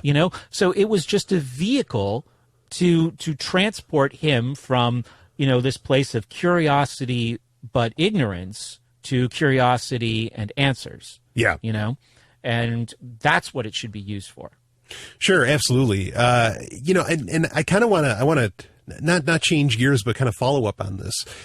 There's an interesting factoid out there that, like, the children of Steve Jobs, Jeff Bezos, of course, the owner of Amazon, and some other kind of high-profile people who are in the tech world, who are actually, really kind of pushing a lot of these tablets and all this different stuff into schools on children, and to use them even at incredibly early ages. Like Amazon, they make the Amazon Fire for Kids tablet, and it's this thing, it's just like rubberized and it's practically indestructible. And even if they do destroy it, you can just send it to Amazon and they'll send you a new one right away. And it's designed for, preschool style kids, like very, very young kids as well. But the interesting thing is that while they make all this stuff to give to kids, they themselves, with their own children, and I think Washington Post had reported about this. If people want me to, to get the link, I can get it out there. But that they don't let their kids touch really smartphones or tablets until they're in their teenage years. Like they just won't let them touch this stuff. And that's interesting. And Bezos's case, he kind of said why. Not everybody has really said why, but that he wants his kids reading books and learning and all this stuff. And I mean, when you hear something like that, how do you feel about that? Cause it almost sounds like I mean, one could take the tack when they read this sort of thing, because I heard some people respond this way, is that what these tech companies are doing is they know that they're dumbing people down, like that they're part of this kind of, what's the phrase, dumbing down of America, right? That was a book. Yep. And that they are making sure their kids get the really high end education, like the top flight kind of education.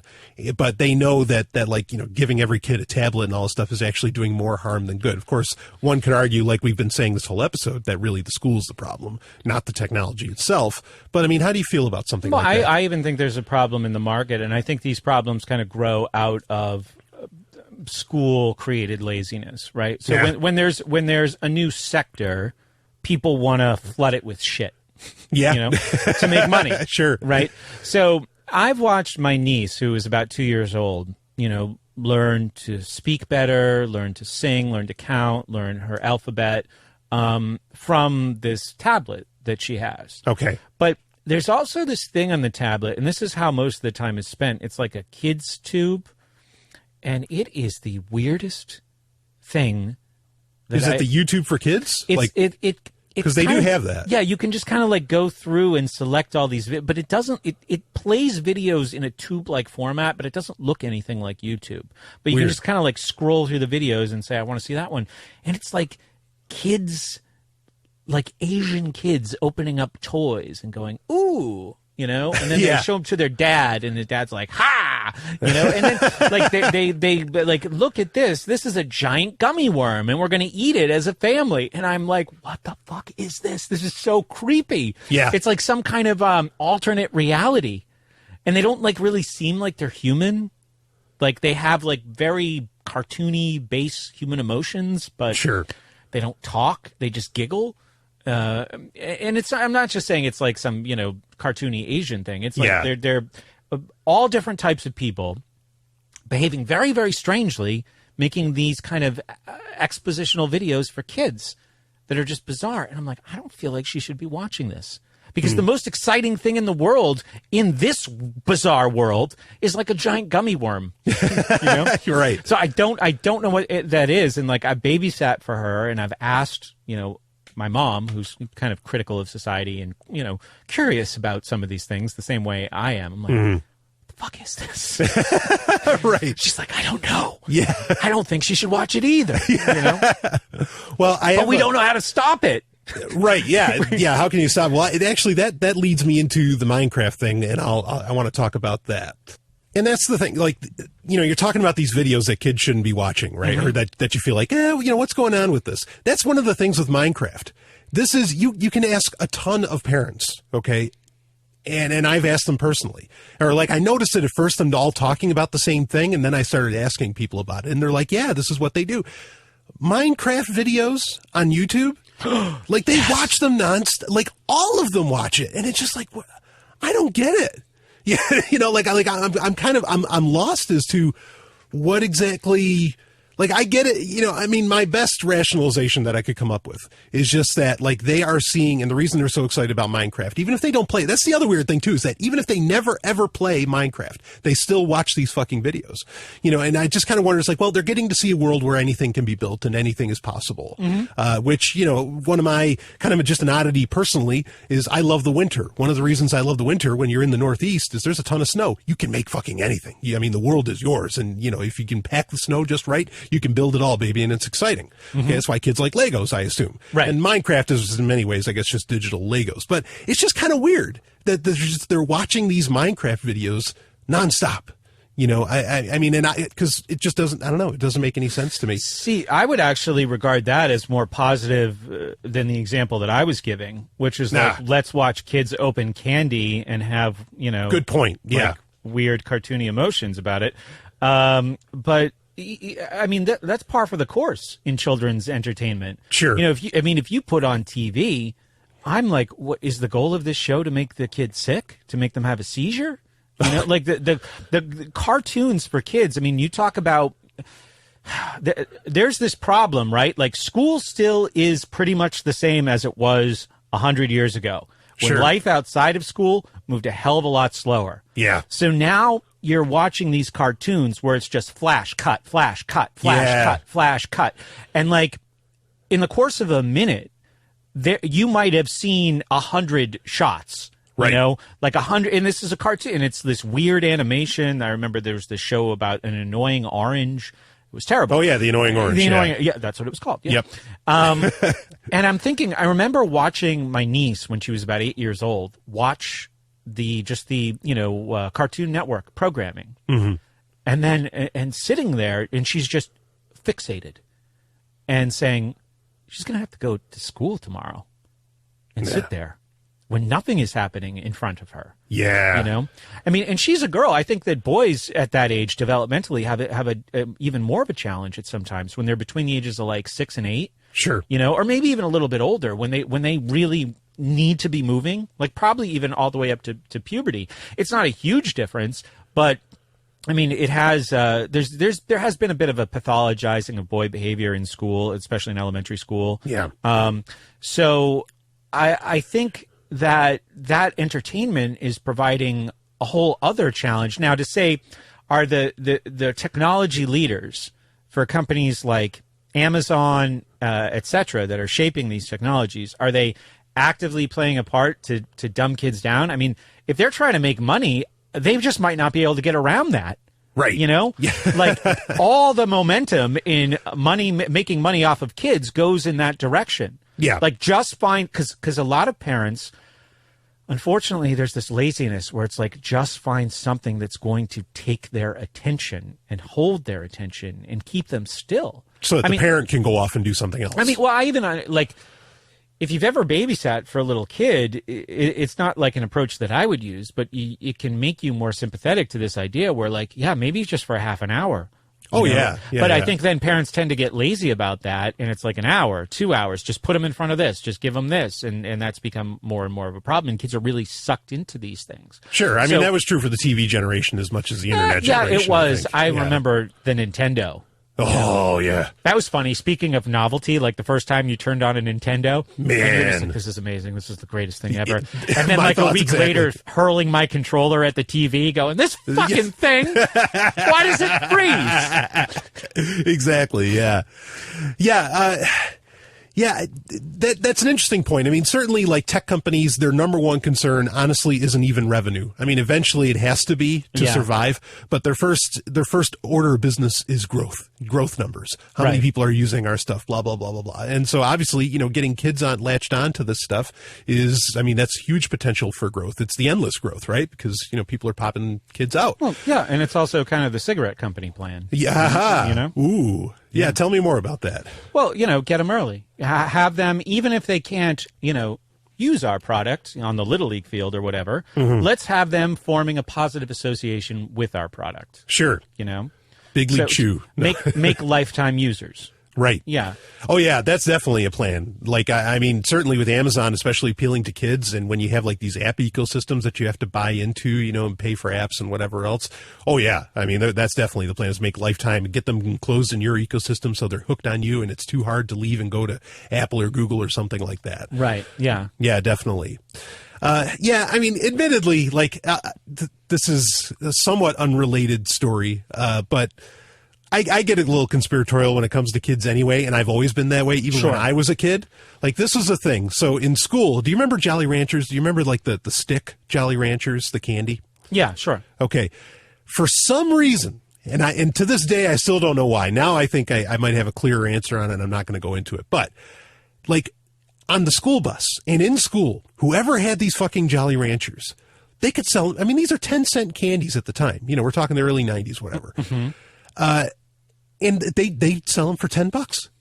Like what the fuck? Like, what is in these Jolly Ranchers? And I never have one because I was thinking it was like they put some kind of shit in this. I mean, me being a bit of a creative child, I guess. I was thinking there was some kind of grand conspiracy and there's some bullshit like this stuff was crack or something. That was in these Jolly Ranchers. It was so bad. This is when you were in elementary school? Yeah, I'm like elementary, middle school, something like that. Yeah, I guess elementary might have been more particular. And it was just the weirdest fucking thing. It's like, why would somebody spend $10-20 for these things? It didn't fly, because I knew they only cost 10 cents. What do you guys say? This is not a serious comment, but I'm going to say it anyway. Go for it. I want people to just sprinkle salt on it as it comes out. I was telling you before we started recording that I've been watching this Netflix show, Narcos. Oh, yeah. Which is kind of like about the DEA's war with Pablo Escobar and the Medellin cartel. Right. In the 1980s and early 90s. It is strongly suggested in the show, which seems pretty true to the actual story as I know it, but I did not know this, that the Medellin cartel was exporting cocaine to places that did food and consumer good products production, and they were mixing cocaine into consumable products in the United States to give people this craving for something. They said, as a joke, Pablo Escobar, even in one production facility, put cocaine back in Coca-Cola. The Mexican Coca-Cola. So as you're saying this, you're in elementary school at this time. Kids are, Jolly Ranchers crazy. Yeah. I mean, they're crazy. I'm saying, interesting. Which, by the way, you were telling me earlier, the show's amazing. I haven't watched it yet, Yeah, but you say amazing. it's brilliant. Yeah, okay. Right. So, it's got your stamp of approval. That's an interesting point, that maybe that's exactly, I never, ever heard or thought about that. So that's fascinating to consider. But, I mean, kind of just a side note, I'm just saying that, I always get kind of conspiratorial things with kids. But, yeah, I mean, it made me wonder, is there really something to, technology being, say, playing with a tablet at a very young age actually being genuinely harmful? I knew parents, this speaks to something you were talking about flash. Yeah. That they very much paid attention to the television shows that they would let their kid watch. How fast, was it like an MTV music video where it was so fast with the cuts, and everything was nonstop. And if it was, their theory was that it was it was bad for brain development. Absolutely. Yeah, I totally agree with that. Sure. The Medellin cartel thing is interesting, but the truth is the magic ingredient in those Jolly Ranchers was probably sugar. Yeah. Right. That's all you need. So yeah. everything is about the sugar of entertainment, right? That fast fix. Yes. So obviously, I think the greater awareness that people have, and I think that somebody, if they were, a software developer, or they understood these trends in technology and they had watched them over some period of time, they would be more attuned to these types of dangers. They'd be more aware of this, and they'd want to protect their kids from it more. Most people, in this way and other ways, go through life with their children, and even, unfortunately, in their own lives, relatively unconsciously, I think, Sure. in most of those respects. Yep. And most people, at least that I've met outside of, libertarian circles that have children, they are really in survival mode in a lot of ways. Mm-hmm. And if there is a fast way to make a kid happy, they're not even, there's not even a malevolence in it. It's I put my kid in front of the TV and then he leaves me alone. Right. Nothing like that. No, it's just desperation. This makes them happy. This thing you wind up doing the carrots and sticks approach a lot of the times to try to modulate that. But it's okay, carrots, or this here, reward. But it really is also kind of bribery or kind of bargaining chip, a lot of these things, because they know they are fast acting, Sure. that will satiate and quiet and pacify a kid. And unfortunately, because of, I think, a lot of their own desperation, they're reckless in, being good moderators of what their kids are able to take in. Yeah. Yeah, absolutely. Whether it's into their body or into their mind. Yeah, and it's a pity too, we're kind of on a side tangent here, but it's kind of a pity too, because I think the entertainment in general, and I'm not saying this just because, I'm 35 or something, I think it sucks. Mm-hmm. And I actually, this is something else I wonder about. Most kids shows, or YouTube stars or whatever, they're all kids too. As to where I remember growing up, even the shows geared towards children or towards younger people, the hero was an adult. The hero's in their maybe 30s or 40s or something like that. There was still kind of this, I felt like there was more of this appeal to becoming a bit more mature, and getting into maturity and all that, and not holding on to, say, this, I don't know, some kind of crazy fountain of youth or something. I'm probably not explaining this. No, but that is so perfect. And that, like, I've even said that same thing. It's kind of different, but it's a similar type of observation with, like, sitcom dads or sitcom parents. Right. Like, you know, in the 80s, it was the Huxtables and the Seavers and the Keatons, you know? Right. And they weren't perfect people, but they were respectable. And you could even see, like, even if they had disagreements, you saw, like, healthy relationships modeled, like healthy adult relationships modeled. Even by Bill Cosby, folks. Yeah. None of that exists in most of this entertainment anymore. And you're right that, while you were saying that, there's this YouTuber named Blake Linder. Okay. His dad is like some rich software developer, and he just goes out and buys Blake shoes. And then Blake makes videos about his shoes, you know? And this is like one of the most popular YouTubers. And he has his uncle come over, and his uncle's poor. And he shows his uncle, and his uncle's like 40, and he shows him, he goes, "Hey, Uncle so-and-so, what do you think of these shoes?" He's like, "I don't know. I've never seen shoes like that." And they're like, this is like one of the biggest hits on YouTube. Wow, what the hell? That's the thing. I mean, you know, growing up, my heroes, Captain Kirk, you know, Buck Rogers, a lot of these different guys. Adventurous adults. Yeah, and like people doing something, for fuck's sake, you know. And I mean, even though it was in fiction, but like, you know, I couldn't wait to be that. You know what I mean? As to where now, you know, what's kind of sad is, you know, we're talking about how terrible school is and all this. Like, a lot of people seem to just want to stay in high school forever, or at least they're even they're stuck in that mentality. You know, I mean, I think the average person anyway seems to be. It's I don't know. It's weird. I just think it's weird that, like, you know, you're not. It's impossible for you to stay a child forever, and so for your entertainment. For the entertainment to show off like what you should aspire to be is a child, I always just find kind of odd. Now, I ask this question as somebody who often has a very juvenile sense of humor. What are the attributes in your mind of like wanting that stuck in high school mentality? Like, what does that mean to you? Attributes? I don't know.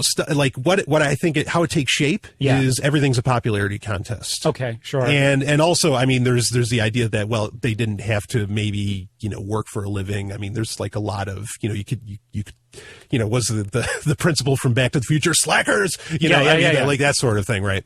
That's how I think it takes shape in the real world. All right. I was just curious. Sure. No, that's fair.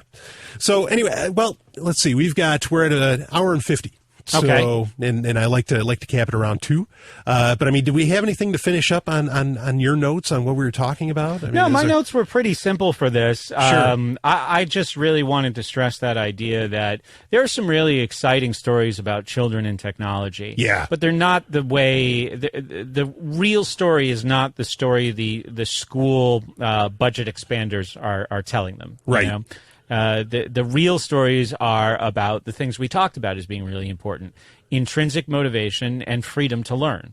Yeah. You know, that's what made the Sugata Mitra story and the One Laptop per Child stories these huge, exciting successes. And they were completely distant from anything that would resemble a school as far as we know it in the United States. Yeah. So those are considerations that I think are really important if people in your audience or my audience find themselves in, you know, technology as an aid in school type of, type arguments. So, like, lots of these arguments have been made. They'll continue to be made.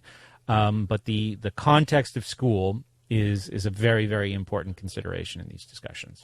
Yeah, absolutely. I totally agree. I mean, like I was saying earlier, that, you know, on paper, I may not look like, you know, maybe the best person to be talking about technology. But what got me into technology was, I was actually talking about this on a recent Patreon Q&A, was I wanted to write.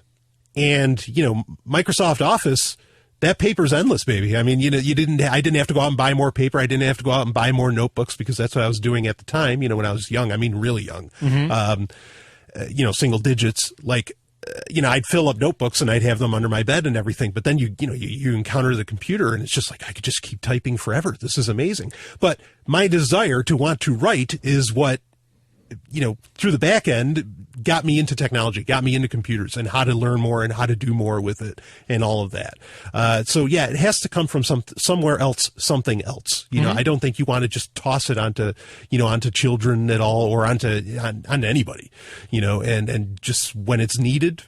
If it's available, great, and go for it. But yeah, it's all about that intrinsic motivation. I think that's the big deal. Yeah, you could even have this conversation with some people in the context of the schools. Like technology in schools where, the population was already very invested in education. So you're usually talking like higher income areas where the schools, by the school's own metrics, are better. And this is not a game I like to play. Sure. It's all indoctrination as far as I'm concerned. Right. But there is obviously a difference in quality of schools. Like if you went to, the high school in Hanover, New Hampshire, which is like, near Dartmouth College, and it's a very ritzy area, then you'd find one type of school or a different type of school than you would find in Detroit. Yeah, absolutely. Those are just the facts, and that's unfortunate, but it's true. No, it's true. So even though, we talk about public school sucking, there is definitely a kind of, ranking system that is still applicable, unfortunately. And when they introduced these technologies into schools that were already failing, they made no difference. In some cases, they made things worse. Yeah. They caused huge budgetary problems because you look at the cost of a technology, but then, what about implementation and maintenance and training? And sometimes they found, because inside this bureaucracy, things were so inefficient, that would be like a 5 or 10-fold increase in the cost of the technology itself just to implement it in the school. A school that doesn't have a lot of money and doesn't have parents or students who are invested in learning. When you did these things in higher income areas with, better trained teachers, and usually more like college track, which means at least more invested in playing the game of school type students, sure, you had much better results with technology. So that's not even intrinsic motivation, right? That's just like the same idea, but not, like I said, not the game I want to play. Yeah. With like good schools versus bad schools, overperforming schools versus underperforming schools. Right. But that's just investment. Yeah. Right? Yeah. Even with investment, you see a huge difference. Now imagine adding actual motivation of the learner. And that's where the real difference is. Yeah, so, that's where the skyrocket would be, yeah. Sure. Yeah, absolutely. I think just a fascinating subject, one that I think speaks to, because this is the direction, putting technology in schools is the direction that a lot of Google or AlphaGoog, it's Alphabet/Google, yeah, and Apple and all of them, this is where they're looking to make their next amount of money. Is all right, let's get this stuff into the schools right now. So it's important to talk about what it actually means when this happens, because it's really, the school system's the problem itself. You can throw all the technology you want. The real issue is the school system. So I think that's just a very important subject really to talk about. So did you have another thought? That's just a scary thought for me because all of these great technologies, even with all the problems that you talk about on the show all the time, yeah, especially sure, like with Alphabet.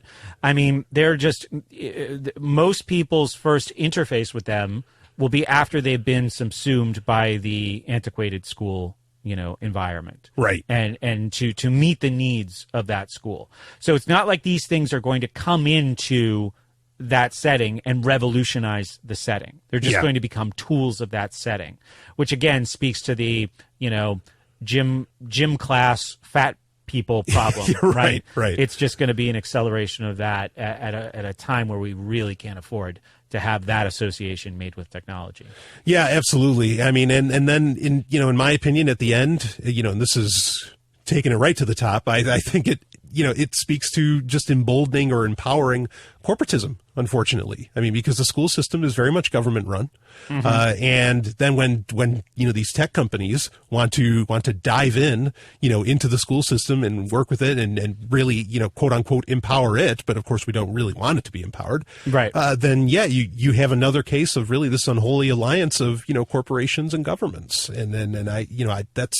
That's disturbing as fuck. Yeah. Because it changes like an organization's priorities too. Yeah. When you're building for a captured market, if I may. If you indeed. And a lot of your resources are going to serving, that population. I understand that huge corporations can have divisions with different intentions and of course, different outcomes in mind. But we don't want resources going into justifying the continued existence of this failed system. It's successful in a number of ways. It's great for getting people into the military. It's great for getting people to vote and pay their taxes. Yeah. But in most educational respects, beyond like very, very basic things, it is a failure. Yeah. So. Absolutely. And I think that's actually a great note to end on. Yeah. So, Brett, it has been an absolute honor to have you on the show. I mean that. It was an honor to be here. I had a great time. Yeah, and we'll have you on again, of course. and maybe we'll get into some other fun stuff, with that, and maybe we might have some other things planned for the future. So, but where can people find you? Where's the best place to follow you, to follow your work? Because I can't recommend it enough. Sure. My website, schoolsucksproject.com, and I would ask that while people are there, they, the site's very organized by topics. So we have this menu called Pod Classes. So you can see all the different series we've done on topics like self-sufficiency or productivity, critical thinking, history, philosophy, psychology. I would ask that people subscribe to our YouTube channel. The username is School Sucks Podcast, and follow me on Twitter if you don't mind. School Sucks Show is my username. Yep, absolutely. So, and I'll put all those links in the show notes as well, so people can find them. But yeah, what a great time! Absolutely, I always have a great time, working with you on anything. So this is wonderful. Anyway, and of course, folks, if you want to help out with Sovryn Tech, share the show. That's a huge thing. And I get it. I know Sovryn Tech is that guilty pleasure. You kind of when you're talking around the water cooler about it, it's like, did you hear what the Golden Stallion said? I know you got to do it in whispers, but if you share the show, believe me, it helps out a lot, getting that exposure. And if you want to donate, got quite a few people on Patreon now, patreon.com/SovrynTech. If you want to help out there, thank you to all of those that already are. And of course, go to zog.ninja to find out everything else.